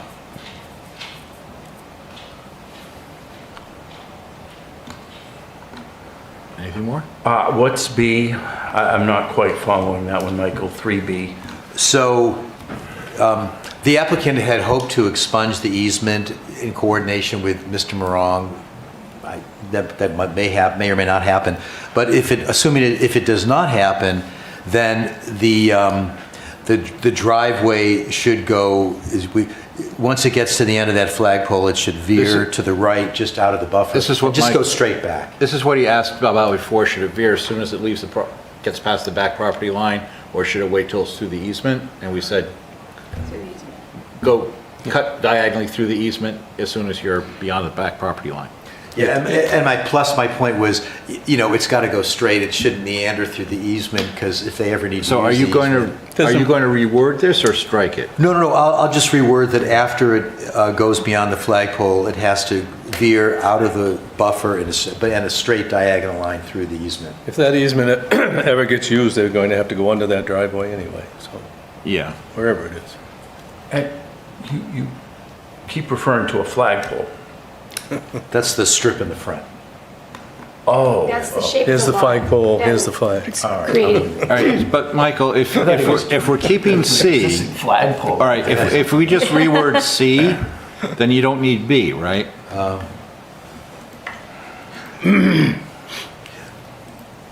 Yeah, I think we can just delete B. Make CB. So it would be just beyond the flagpole, call it what we're, the strip, that it must veer toward the right, yeah. So we're losing B? Yeah. C's going to become the new B? Yeah. Yeah. And I know this is time consuming, but I do like to get the language right, and we're all in agreement on it before it goes away. Yeah. You're not using the word flagpole, are you? No, it doesn't. Just beyond the easement. The strip, the 30-foot wide strip of land. I didn't know what he Say it that wrote way, down yeah. over there, Richard.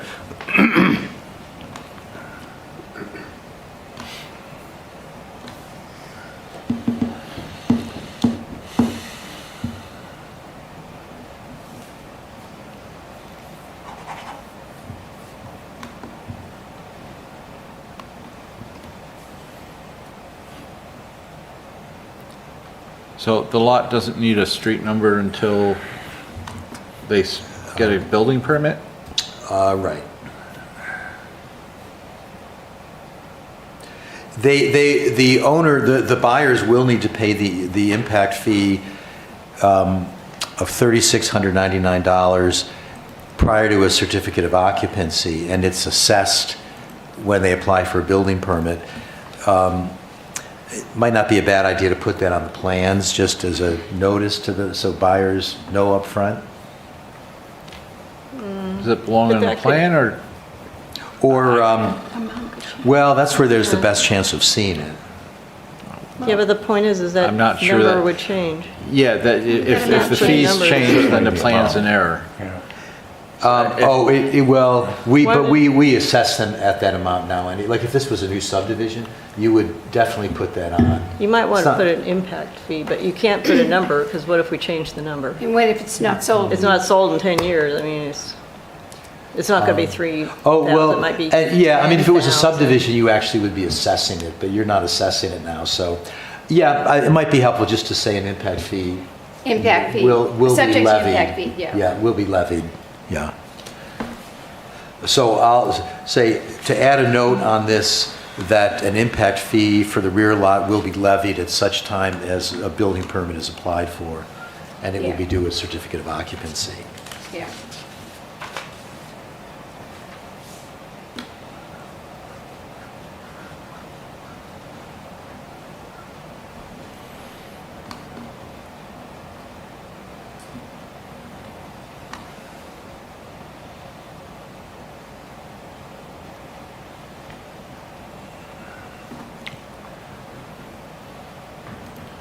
That's all I see. Yeah, that's, yep.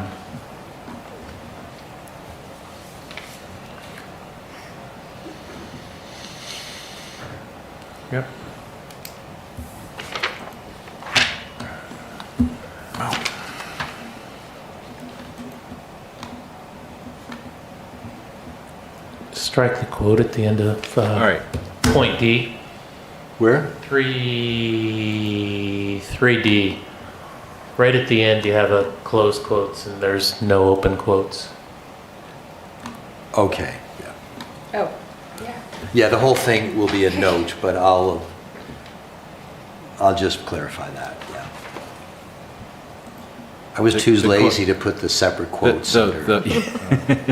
The front quote, Peter, is actually at the beginning. Beginning? Yeah, but In front of driveway. Yeah, got it, I see. No, I'll fix that, Yeah, yeah. yeah. All right. Are we ready then for a motion? Yeah.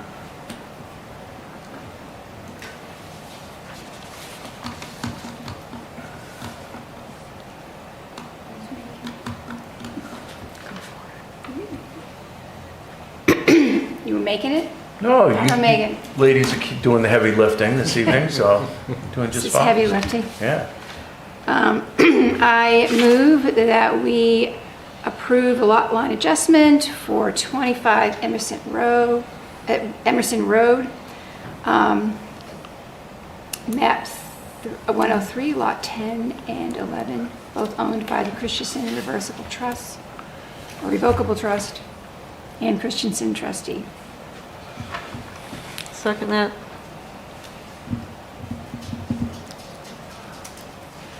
Discussion?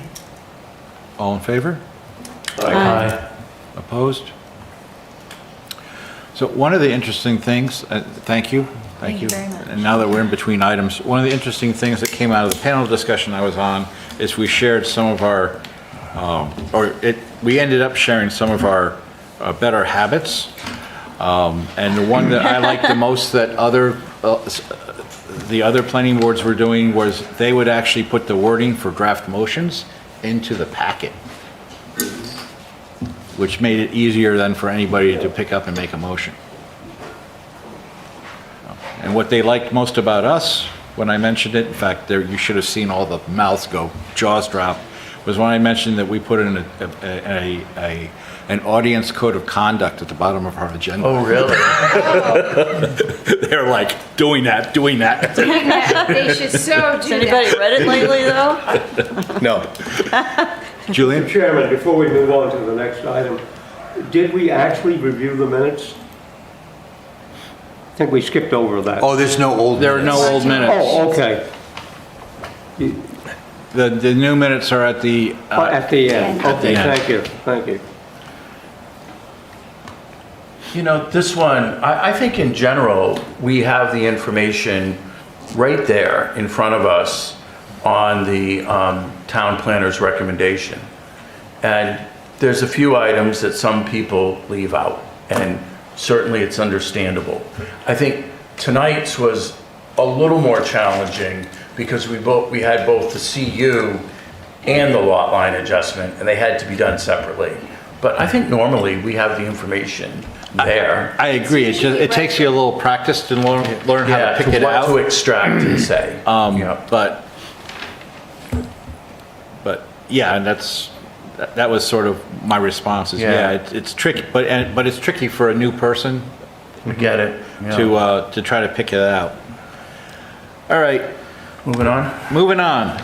Item 9, New Market Road, Durham Point Road Lot Line Adjustment, application to adjust the lot line between 61 New Market Road, map 114, lot 30, owned by Vicinity Development LLC, care of Jamison Dustin, and 12 Durham Point Road, map 114, lot 29, owned by Dustin Revocable Trust, care of Jamison and Bree Dustin, trustees. This is in the Residence B and Residence Coastal District. And it's that one. Do we have the applicant here? You may stand or sit, your choice. And hopefully it's quick. Hi, my name is Chuck Adams. I'm with Haley Ward in Portsmouth, New Hampshire, representing both applicants, the Jamison Dustin Trust and Vicinity Development LLC. I wasn't under the impression I was providing a presentation today. Did you guys were going to accept it or review it as a complete application? And We normally get a brief introduction to it. Okay. I glad I'm prepared.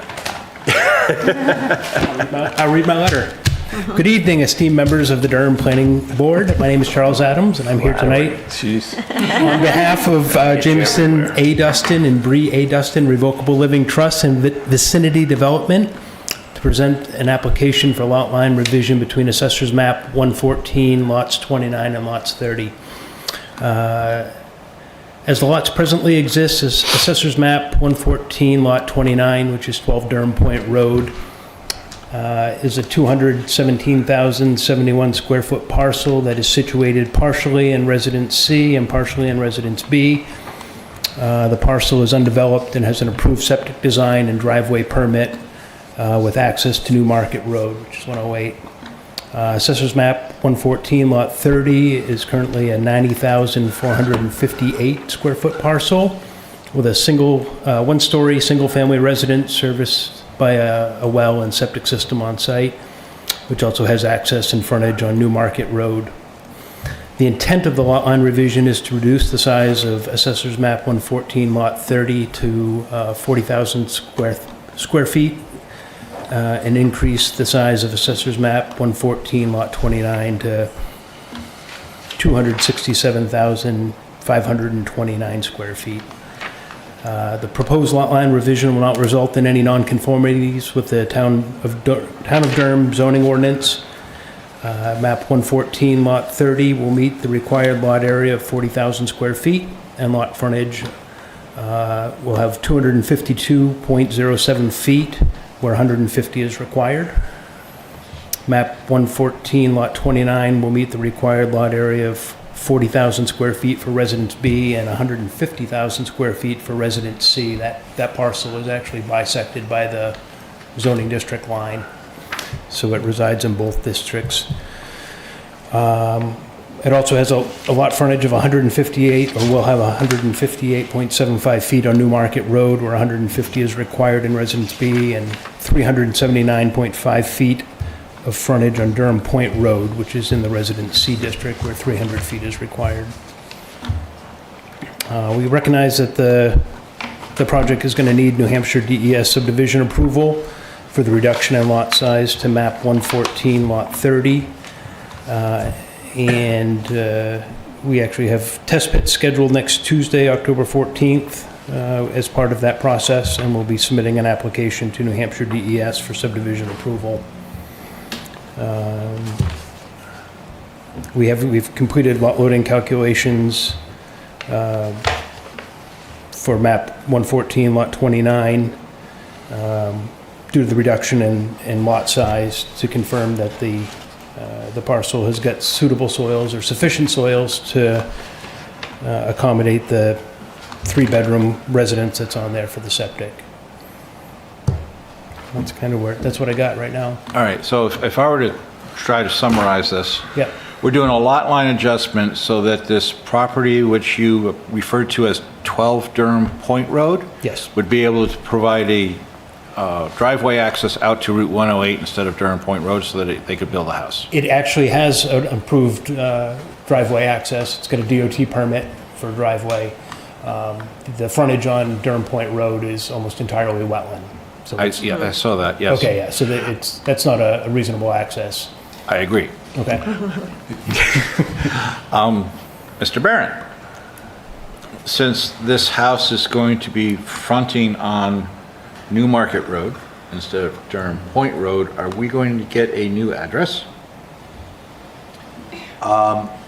They will, if there's not already one there, then yes, they will get that as part of the building permit application from the fire department.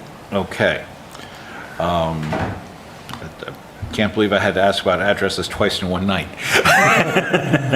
Oh, it does say, oh, no, 61 New Market is the They other would one, have to get a new existing. address. Correct. if Yeah, would I ever mean, find they would absolutely have to get a new one, and I did not know until you mentioned it that this was referred to as 12 Durham Point Road, so that was just one of those odd things.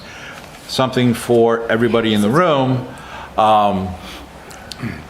I asked Neil Slepian of the Conservation Commission to review the conservation easement that is on this property. To ask, and I found out something new, interesting in conversation. He did not realize one existed. Which really rose the question of, because when I go through and read what the actual wording of the easement, it is actually less protective of the wetlands than our current overlay district is. And if the Conservation Commission isn't actively maintaining the property like the easement says it should be, then they should probably be giving it up. But and that's why I brought it to their attention for review. I will, Rob's not here, but you're on the Conservation Commission. I'll try to attend the next meeting as well, just so I can provide my personal input into the matter. But that's something that, especially given the Land Stewardship Committee's report at a Monday night meeting, the last thing they need is to have a conservation easement that they don't realize they have, that they have to try to continue to maintain. So hopefully that will actually clean up the deed a little bit as well. Assuming they don't want to take care of it, which maybe Yeah, they do. Well, if they release it back to you, then it's great, you get to clean up everything up. Other than that, it is in my eye, was a very complete application. I haven't seen, Yeah, it's complete, and I assume you want to schedule a public hearing for October 22nd? yes. I'm okay with that. You're okay, that works for you? That would be ideal. Do we want a site walk? I don't know. This is, I'm kind of wishing we had one on the last one. An official one, because this one I'm not, again, on the surface, I don't think. is this where the clearing has started to occur, going back there? If you're on New Market Road? Yep. Yep. Okay. Yep, as you So- come around the corner. Yeah, we can Yep. see it. There's a new driveway cut Yeah. in there. Okay. And 51 New Market Road is Little Blue Ranch. It's been there All right, so for a long time. you don't need this in order to make the work happen. You're just doing it so that. Correct. We were working on 12 Durham Point Road, 114 lot 30 initially. We've got an approved septic design. got a driveway permit. The property next door came up for sale. The owner said, we want to buy it. We want to add some of that land to our land so we can make a bigger lot. And that's why we're here. Very good. Thank you. See, that's the kind of that helps? introduction we need. Yes, Daryl. Can we walk out there, though, and take a look at Yeah, that? that's not an issue. Is that okay? Yeah. Okay. So, right, so there's an existing driveway, you can just drive right in there, and we have permission from the applicant's agent for you just to do that on your own, don't have to let anybody know, just a vacant lot, right? Correct, yeah. And I don't believe the driveway's paved, so it's a little rough. Just It's okay, I got a forewarned. truck. Okay. I'm gonna go with Daryl then.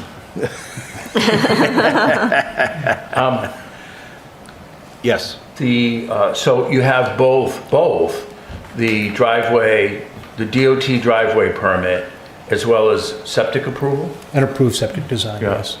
Yeah, that lot's essentially ready to be built on. We are doing test pits next Tuesday. They want a different location for the septic that wasn't originally thought about, so we're gonna go dig some holes and see if the soils will support a septic in a different area. And then with the existing house lot that is going to get shrunk up, that the applicant owns that as well, if I understood you correctly. Correct. It's owned under a separate entity, it's Vicinity Development LLC, but it is the same owner. There, you're digging test pits to identify a reserve area, is that what needs to We're occur gonna there? need, yeah, because we're reducing the lot size, we need to make sure that there's a suitable replacement area. Yeah. And does the state require any sort of inspection of the existing leach field when something like this happens? So once upon a time, they used to take a letter that said that the septic was in good working order. I don't believe that's the case now, so we need to show a 4K suitable leaching area. I believe that existing septic may be, I wasn't able to find a septic approval, so it may be an older system. Yeah. That's part of the New Hampshire DES subdivision application, is to identify an area where a replacement system could be placed. And is it a raised bed system? I know the house is on the hill, and then the leach field is at least anticipated to be further out behind the house. So is it a pump system? Do we know? I believe the current system is a pump system. If you look at the topo, so I submitted 2 sets of plan. There's a subdivision site plan, and then a lot line adjustment site plan, and a Nice topo plan there. and the topo really shows. It does. It's that up bed around location. 96. I actually think the area between that and the road might be the best location, but I'm not a septic designer, and so we'll have a soil scientist out there reading pits. We'll dig some holes and find the best location.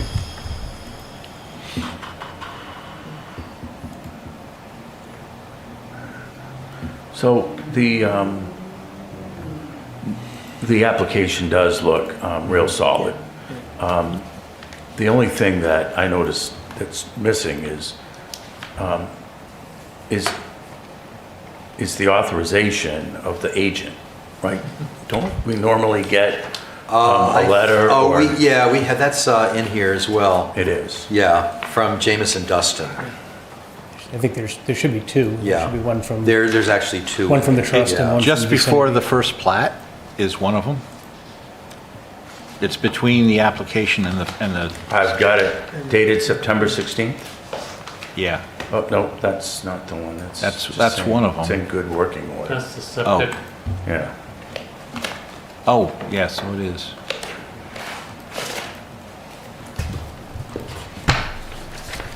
Yeah, I think there was 2 in the application. I think there's only one in our, oh, no, I think there was only one Here it in is, our page folder. 13 of Yeah. 35. Yeah.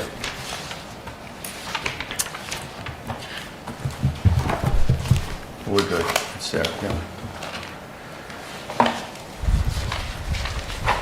And what was the date on the public hearing? October 22nd.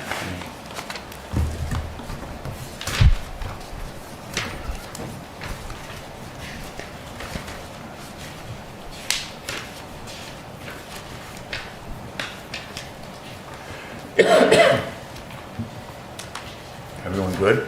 Yep. All right. So, Mr. Chairman, I'd like to make a motion that we accept the application as complete. This application is for 12 Durham Point Road. It's a lot line adjustment and affecting 61 Newmarket Road, map 114, lot 30, and 12 Durham Point Road, map 114, lot 29. And we'll set a public hearing for October 22. Second. Seconded by Julian. All in favor? Aye. Opposed? Thank you. We'll see you in 2 weeks. Have a good evening. Thank you. All right.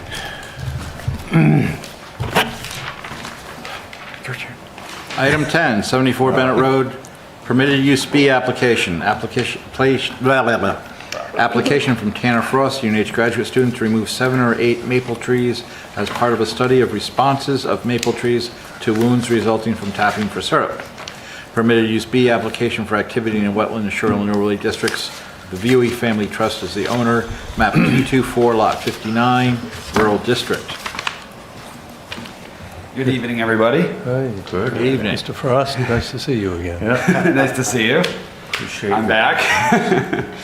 So I'm here to talk a bit about the planning that of removing 5 to 7 maple trees in the wetland overlay district on Bennett Road.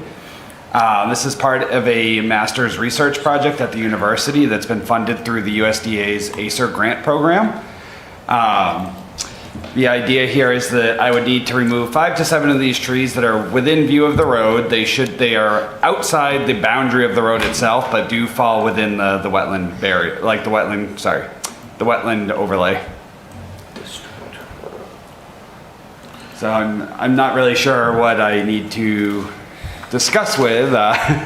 This is a strange one. It's unique for us It as is. I well. don't think I've ever seen it. So, do folks have questions about it? I mean, this is a Yeah, research. tell them what the research project Yeah, is. that's what we really want to All right. That's the part I'm good at. And why And- removing them is, And should I mention that you offered, I'm sorry. Can someone plug in and maybe we can pull up Mr. Frost's presentation that he provided?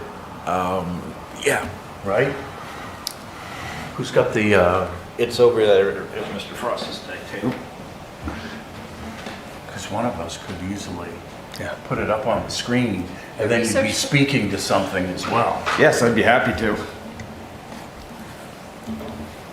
Who wants it? give it to Richard. He's the, I see his He's ready. mouse runs around this table like a crazy mouse, you know. Crazy person with a crazy mouse. So what do you join the Zoom and then project it, or can we go from our? You don't have I think to- it's very organized. that will Oh, plug go straight there. in. Yeah, you don't need to be on Got Zoom. it, just in case, being the Yeah, closest it person. mirrors your screen. Yeah. Comes in handy. Yeah.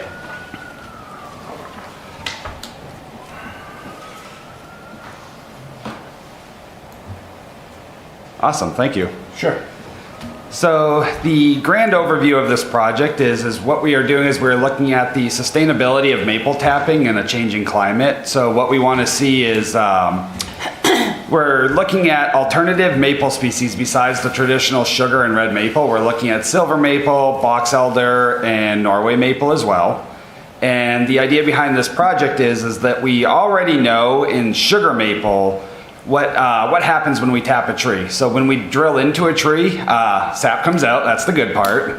But the trees also respond by producing like a protective barrier inside, essentially like a wound like we have. So as you can see up on the screen right there, those are years worth of tapping on the left-hand side. You can see all the different years that it's been tapped and how much damage it's caused within the tree. And on the right-hand side, we have the up and down view of within these trees, so you can see just how far these travel. So unlike us, when a tree is wounded, it never really truly heals. It basically walls that part off, says this is now dead, it's not useful to us, so we're gonna protect it so we don't get pathogens or pests inside of this.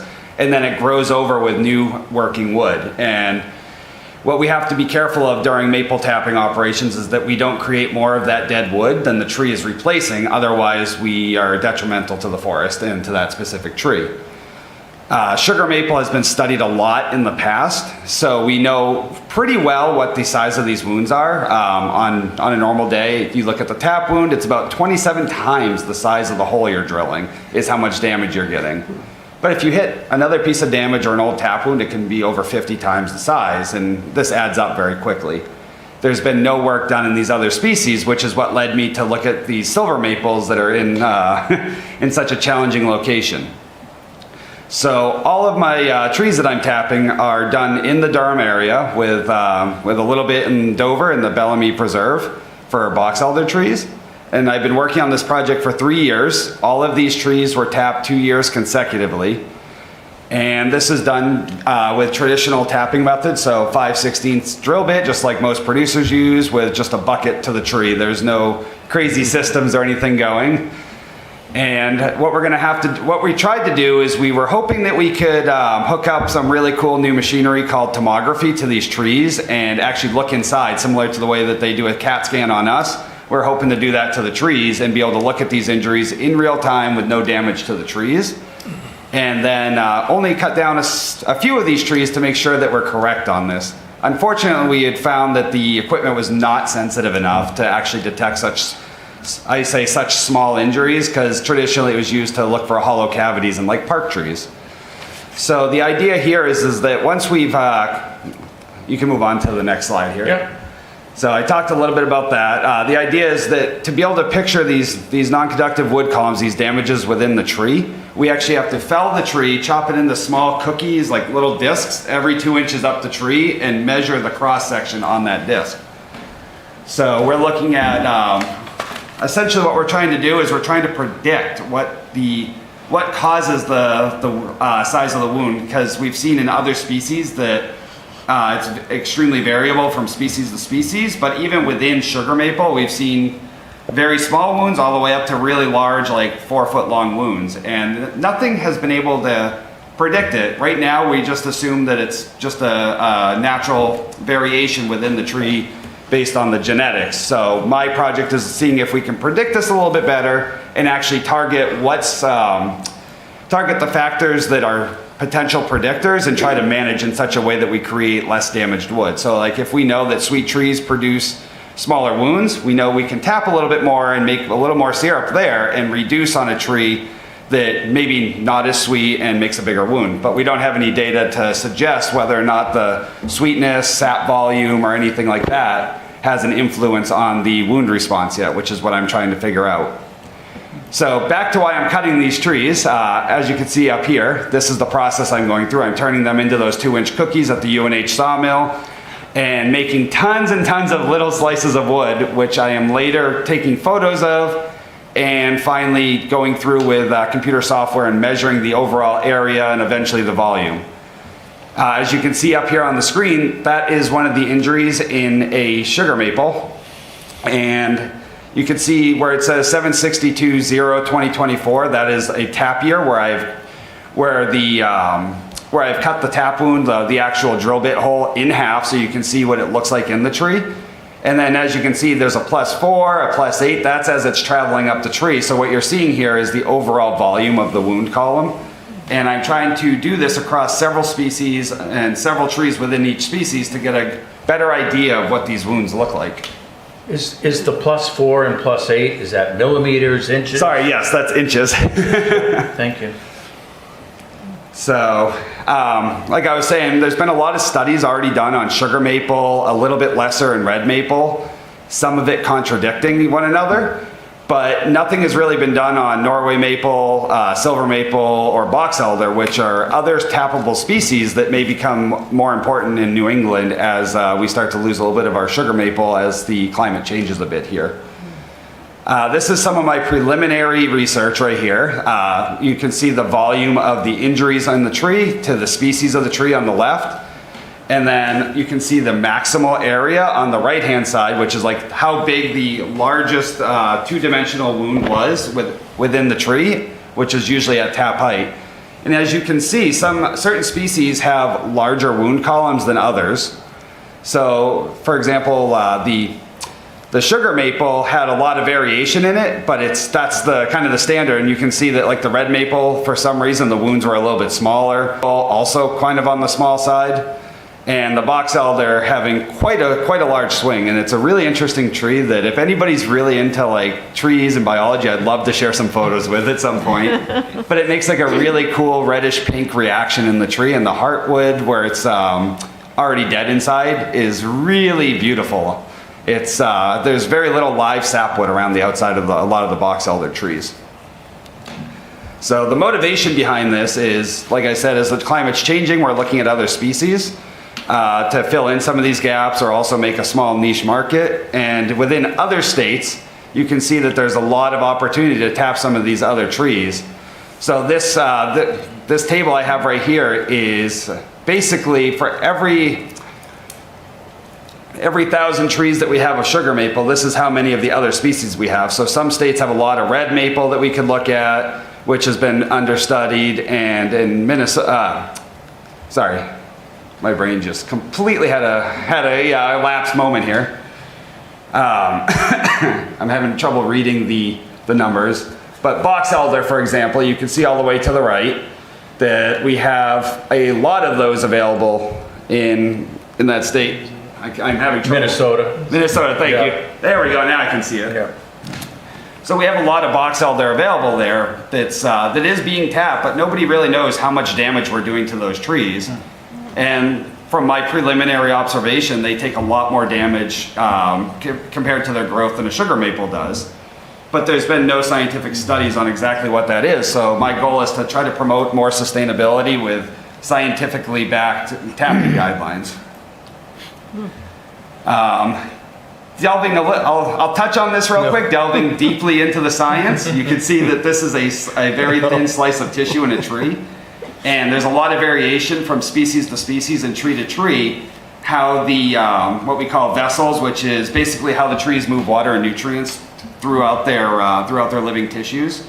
So we're basically trying to look at if the size of the vessel or the number of vessels may have an impact on the wound size in general, which is kind of what I'm relating to sap yield. Trees that yield well probably have bigger vessels and therefore produce more, but on the other side, that's more area that the trees have to stop up and protect.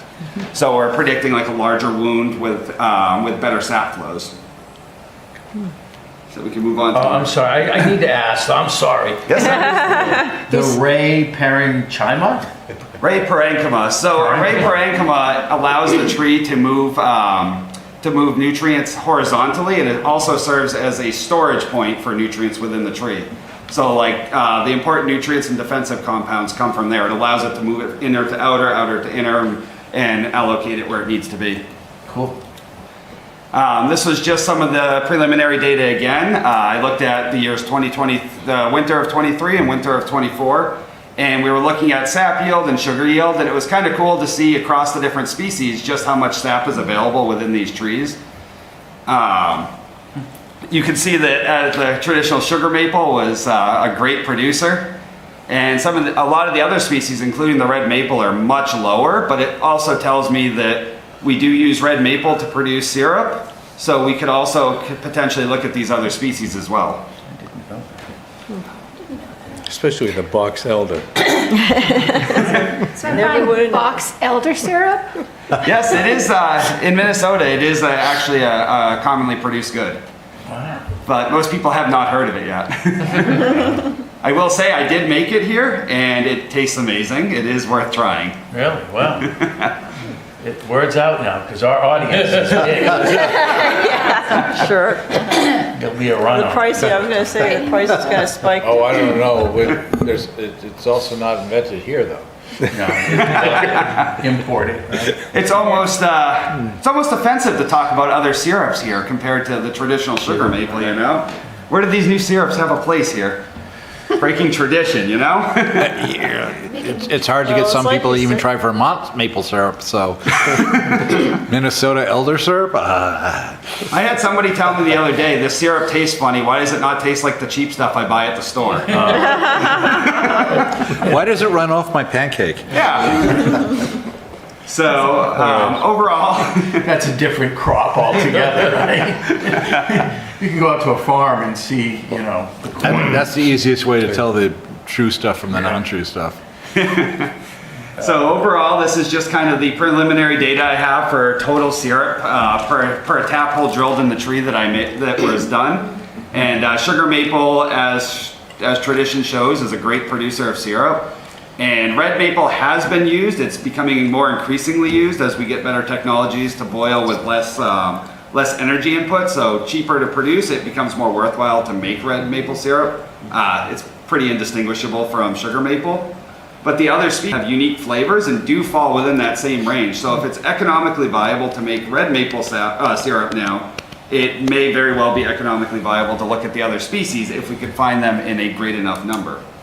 And they would be, in theory, more able to deal with warmer climate in the Northeast? Yes, because like sugar maple is tending to move northward a little bit more, Yeah. whereas these other species are found a little bit more Farther south. So south as like the in southern Minnesota. climate's moving northward a bit, we're going to have more hardiness for them and less for the sugar maple. So Got it. there is in fact an entire chance that sugar maple becomes entirely a Canadian commodity in the future. Would that, Long distance future. so, Sacrilege. Strong. Oh, sorry. Canadian. Being so Canadian and does all. that mean we'd be promoting the planting of Norway maples potentially? No. Agricultural crops? Yeah, because they are an invasive, aren't they? They're- Yes, they were recently deemed invasive and no longer planted, but you would be really hard pressed to find a town street, a schoolyard, or a property Everywhere. that does not have a bunch of them planted ornamentally. Yeah, you know, we gotta rethink all of that. Yes, You yeah. tap them enough and they go away. That was one of the things I've been saying, but I didn't want to publicly Not say very it. efficient. That's for you, so yeah. I will say that they are great at compartmentalizing their wounds, meaning it seems to have very little effect on the tree by drilling into them. Wow. So, It's interesting because I recently removed 2 trees from my front yard. One of them was a Norway maple, and it was done, we did it during the winter, and in the spring, that stump stayed dry. The other tree, big pool of sap as soon as the weather warmed up, came up on it. Yeah. So just different trees react differently to. extremely differently, yes. I do have a coworker who's actually making syrup out of sycamore and beech trees and everything else, but he's got really strong vacuum pumps hooked up to them to get the sap out. Wow. Well, is that sweet and edible? It is. It is. It's sugar. It's awful. Yeah. It's. I hate to say it, I really like beech syrup too. It'll never replace maple, but it is good. Sounds like it may be an acquired taste. I think it is. All right, back to the permitted Yes. use B application. This is, so Somebody's got to rein you boys in, I don't know. Let's go. you're Okay, gonna- so back to the reason that we're here, the silver maples, and why. So the reason that I have settled on the silver maples that we're discussing tonight is silver maple is a floodplain species. So I mean, it's really hard to find silver maple in a natural cluster anywhere outside of a floodplain or a wetland area. And delving deeper into that, this is the only community of them that I found that met the study criteria for like straighter trees to look into it with the tomography, proximity to campus, the proper sizing, and landowner permission. So that, to like meet that really strict requirement, this is the place I settled on. And before I started that, I checked with the state of New Hampshire, asked them what they thought, and they said, maybe you can drive all the way out to Concord and look at the floodplains there. But otherwise, the site that I was looking at was good, and that they would have no objections as far as like a timber harvesting activity. It fell within their rules. So, so the reason that, like I said, the reason I'm here is it just met all the criteria for it, and these trees are not available outside of a wetland floodplain area. That makes sense. All right. Right. And there we are on Bennett Road, and I'm assuming the falls is over here on the left. Yes. Yeah, right to the left. Yeah, a little bit further up there, but Yeah. yes. So we are just south of the impoundment that's on Bennett Road there, just a little bit past the culvert. The culvert is just a little bit to the left on this image from my furthest to the left trees. Yeah, right about there, yes. And the idea here is that I was trying to stay well away from the river, well away from the property owner on the right-hand side on the bottom. I have permission from the northbound property owner who owns the actual trees I'm working with. The property owner to the bottom right was very supportive of my research and the sustainability, the tapping, sap collection, but he didn't want anything cut on his property. So I'm staying as far away from his property line as I can so that I'm not, I don't want to impact anything as far as his views, which I don't believe will happen even if I was closer. I just didn't want there to be any question whatsoever of like where the property line is, since it's not really well established, but there is a stone wall that runs through there that is the old line. So that is the site. Most of the year it's pretty dry, especially right now it's bone dry. There's basically no water at all down there. And the idea is that I'm hoping to get approval to do this during the driest season, which is right about now, to go down there and do manual cutting. So it'll all be done by chainsaw, by my hand, and pulled out with only things I can carry in. There would be no machinery, anything like that going on. And as far as like logistical complications, the only thing I'm looking at is having a traffic flagging service there for about 2 to 3 hours to just cover them being picked up at the guardrail and put onto the truck to be brought back to the university. Yeah. Cool. Sounds good to me. So, thank you. So to review the criteria, it's simple. Appropriate erosion control measures will be used, disturbed areas will be restored, and the activity will be conducted in a manner that minimizes any impact on the wetland. There's a nice paragraph here explaining how that's going to be accomplished. Does anyone have any questions regarding those items? Nope. All right. Then I'll move that we grant the permitted use B application to Mr. Frost for the harvesting of several silver maples in the Lamprey River overlay district. I'll second. All in favor? Aye. Opposed? All right, that was unanimous. Thank you. Thank you so much. I really appreciate it. Sorry it took you so long to get to you. If you come back and tell us what your final results are, we'll put you on the front end of our agenda. When I spoke with the Conservation Committee, that was also something that they really were hoping that we'd report back, and I would love to come in. Well, that, Samples. well, no, the Conservation Commission already got that. You got all the samples? We already got that. Well, the Ag Commission might also be interested, to be truthful. Yeah, right? that's true. You got a lot of interested audiences here. We would love to come back. Me and my coworker too, who's working with the other species, would love and come to give a small presentation and hopefully a taste testing as well when we've completed this. That sounds That'd be great. Thank you. Good luck. Ron, Have fun. thank you. All right, so item 11 has been postponed till our next meeting. That agenda is filling up, isn't it?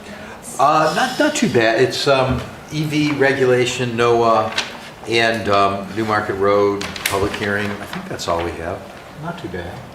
Okay, yeah, because Yeah, Riverwoods went to Riverwoods November. is November, yeah. All right, then we're moving on to 12, which is, it will be a public hearing for the new state laws, proposed amendments to comply with recently adopted state laws affecting land use. A is amendments to zoning ordinance pertinent to restrictions on dwelling units, accessory dwelling units, and multi-unit residential on commercial land. B is amendments to site plan regulations pertaining to required number of parking spaces.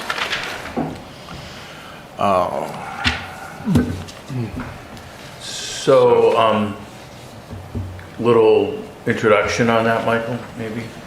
Yeah, so there were a lot of laws passed by the legislature in this session that affect land use, but the four that actually we need to act on are one, HB 457, which made some changes, zoning restrictions on dwelling. This is the big one that prohibits our 3 unrelated rule, and also prohibited us from retaining the student rental that we passed recently. And so we cannot discriminate based on any familiar relationships and specifically student status. There's a second one that makes some changes to accessory dwelling units. And then there's another one that requires us to allow multi-unit residential on commercially zoned land. So those are three statutes affecting zoning. And then there's another one that sets a maximum of required parking for dwelling units of 1 per unit, and that affects the site plan regulations. So there's various amendments to the zoning in one item, and then the parking amendment to the site regs as another one.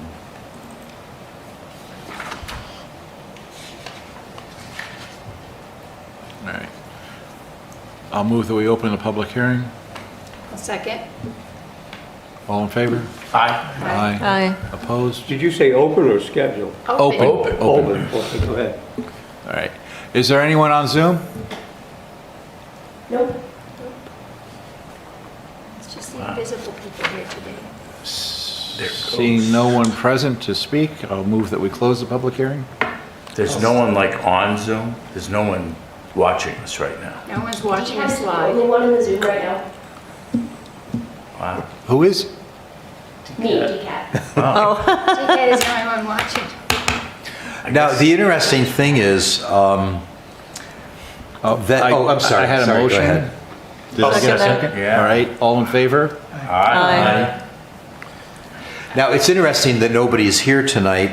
I suspect when this gets to the council, maybe some people will be interested, because this could have some significant differences, even though our hands are tied. Our hands are tied. But we may see more people at the hearing with the council. Maybe. Well, All right, how do we want to handle this? We want to go one by one? Or, because you had said something here, hey, recommended action is either to initiate the zoning amendment. or, and adopt adopt the the site site plan. plan amendment, yeah. So there's two, unless you see something in the wording that is being proposed that you want to tweak, because I think we tweaked a couple of things slightly at the, Right. when we scheduled this meeting, coming into this meeting, so we want to just double check to make sure we got them straight.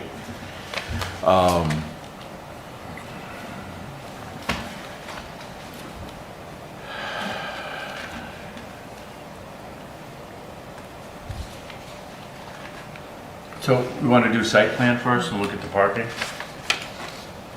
Sure.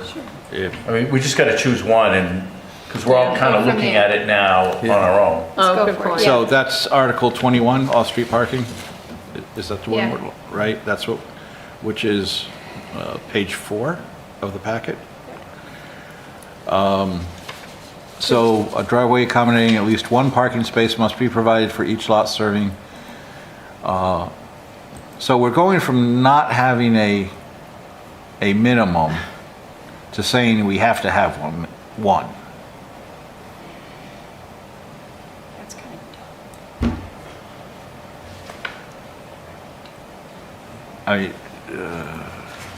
However, a driveway must be provided for each lot. And what well- state action required that? It's accommodating of at least. Well, they moved from, see, They said you cannot require them to. we're not allowed to require more than More one than parking one. space per unit. More than one, right.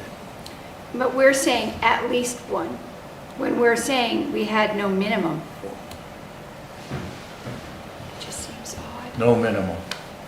Like We have zero? no minimum. Or maybe the top of that column, rather than number, should say minimum number of required parking spaces? Yeah, I think some of us, because page 4 is actually part of zoning, it's not site plan, right? Site plan regulations is the tape. It's not page 4, it's a single page, right? Yeah, the part of the site is just one Yeah. page, yeah. All right, so, I mean, So I don't have any issue with us saying a driveway accommodating at least one parking space must be provided for. yeah. Yeah, I don't either. I don't take any issue with that. I was kind of surprised that we had no minimum. I mean, we did say, however, a driveway must be provided for each lot, which sounds strange, doesn't it? Yeah. There's no minimum, but you got to provide one. Yeah. Okay, All right? I So we're think, good. yeah, we're this- good, With yeah, 175, 111. right. So do we want to stick with the zoning, or do we want to stick with parking and go over the site plan? I don't care which one we do, I just want to go home. Start with the parking. Why don't we just start with parking? Make a call over there. All right, where's Park? I'm just having trouble finding the other one. It was a single page dated parking amendment for public hearing, October 8th. It's at the very end. That's an extra one if you want. Why am It's I got not the seeing table. it on the, yeah, and for whatever reason, it's not in whatever I'm looking at. Should be. Amendments, look under amendments for public. You got the town planners review, you got the application, no, that's the wrong thing. It's, You know what, I closed the wrong window. That's why I'm having trouble It's the finding amendments for stuff. public hearing, October 8th.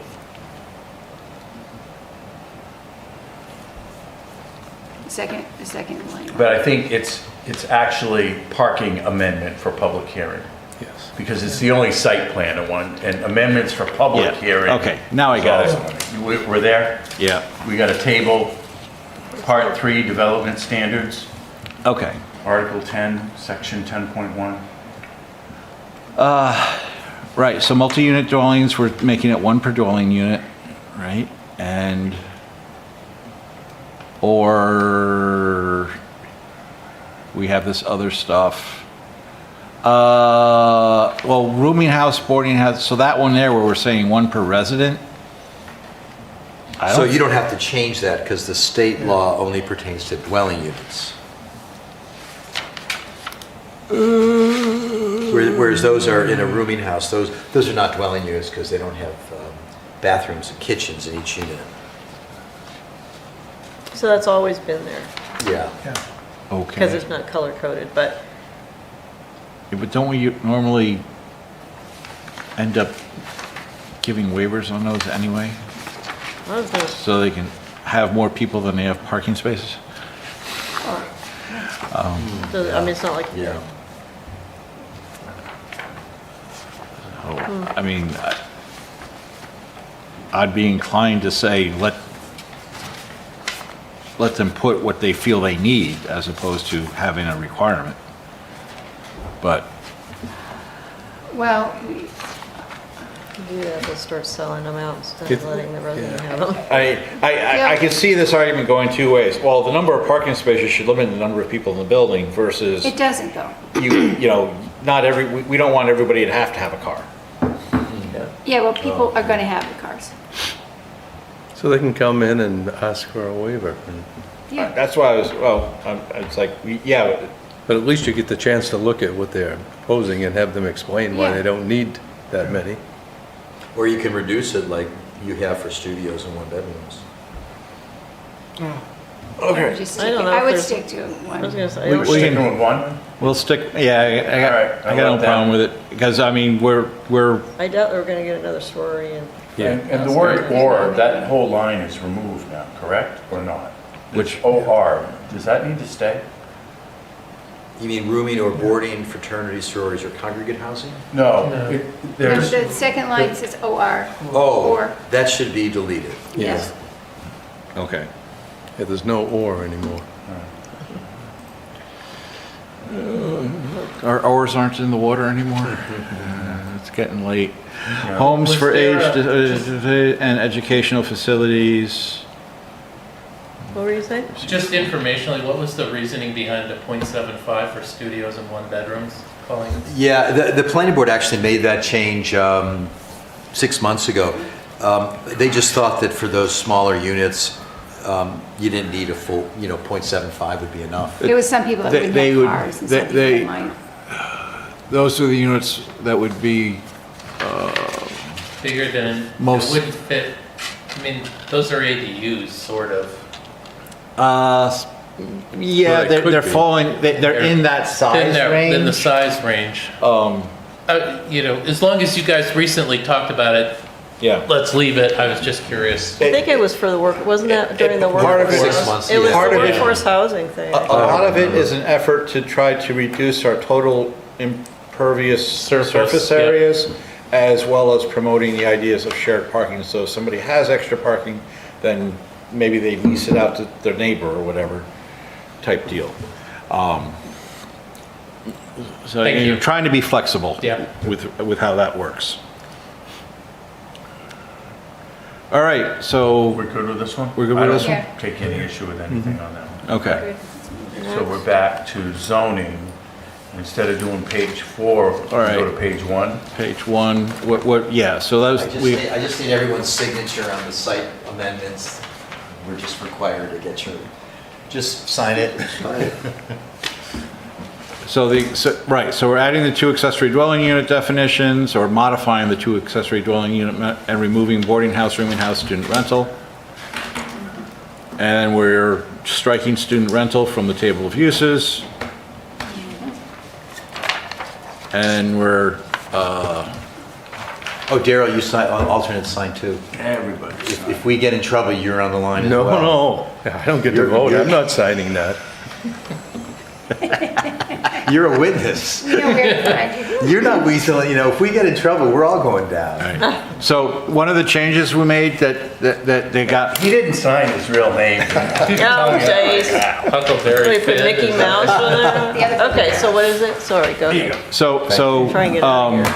I don't remember if this was here when we scheduled it, but I stumbled across a reference to 3 unrelated, so I asked Michael to include that in tonight's stuff. So that's the others, other zoning parameters.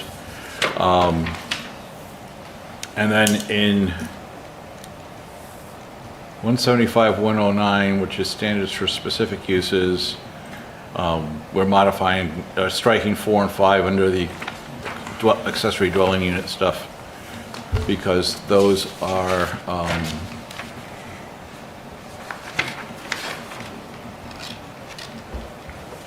Thanks. 5, because the state law definitely forbid it, and I'm not sure why 4 is being struck, but I don't have a problems with it being struck. And 6, we're adding a mention of parking spaces, and then 9 and 10 are getting added to support the state law. Oh, and I think the one about single-family appearance, the state law does not allow any aesthetic things that are not required for single-family. Okay. Okay. Good. Everybody go to those? Yeah. All right. So these we want to approve for advancement to the council? Yeah, vote to formally initiate. All right. I'll move that we formally initiate these zoning amendments. Second?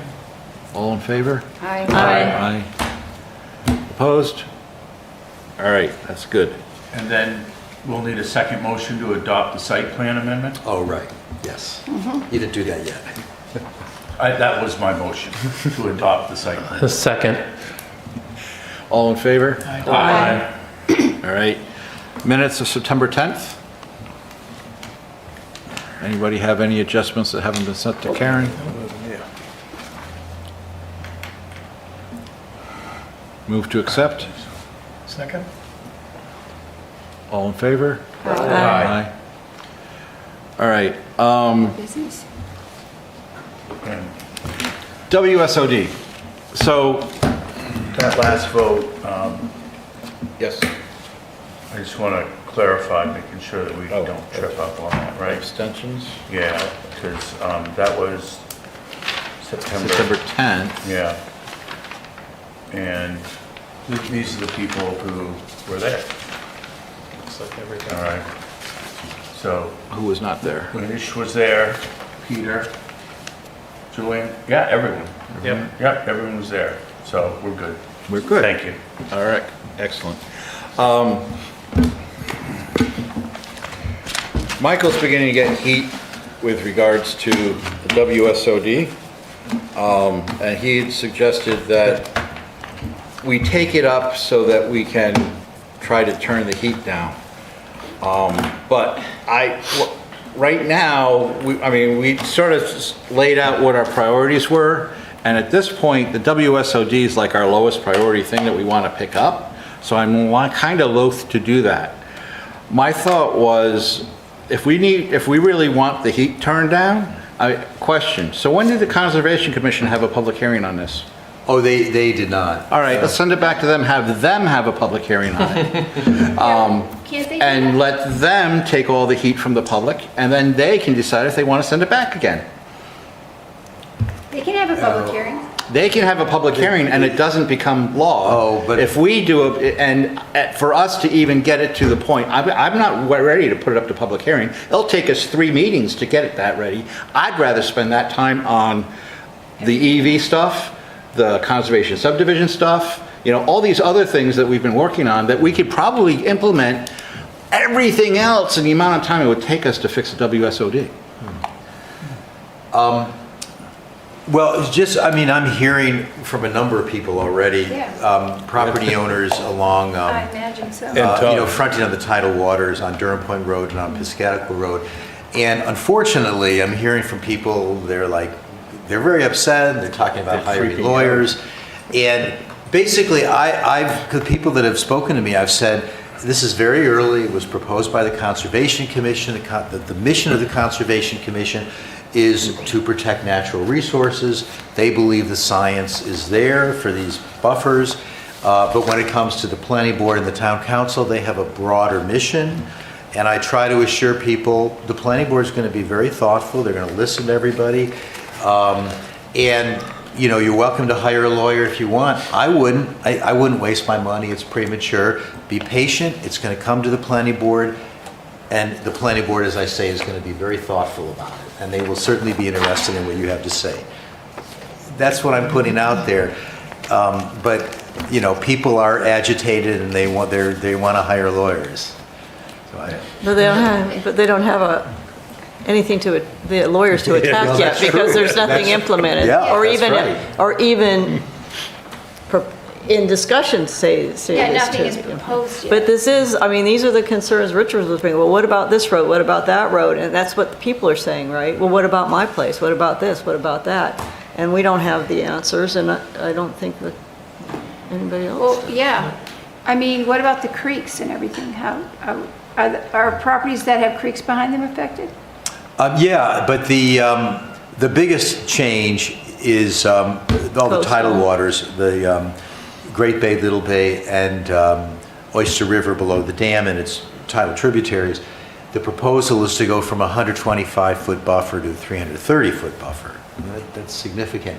Some of the others are large as well, like the Lamprey River would go to 200. Some of the streams, the streams and wetlands, some of them are not going up that much. But the main people I'm hearing from are along Durham Point Road and Piscataqua Road. Yeah. And Cedar Point and Riverside. Why not send it back to them and let them have a better discussion? I would. They've done their work. I think Precisely. So they've done their work. Now they should face the public with that work. Yeah. They talked about whether they wanted to have a public hearing and they decided not to. It's in your lap now. And so, Well, it's going to, like I said, right now, it's very low on my priority list. So it's, I think if they get the public hearing, to Chairman Rasmussen's point, they'll get the perspective firsthand a little bit. I think that might actually help, just getting the feedback would be helpful. And Yeah. they would Well, at least I know what can- we're facing. I can tell them that you recommend that they, recommend that they do that and see what they say. The problem what I'm concerned about is that they're going to, it's like what happened with the agricultural amendment. Doesn't matter to me. When the ag brought the agricultural amendment to change zones, we had a bit of a backlash from the community, and then the planning board had to be the bad guy.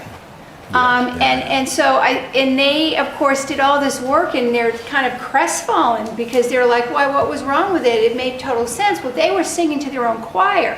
We had a different band come in.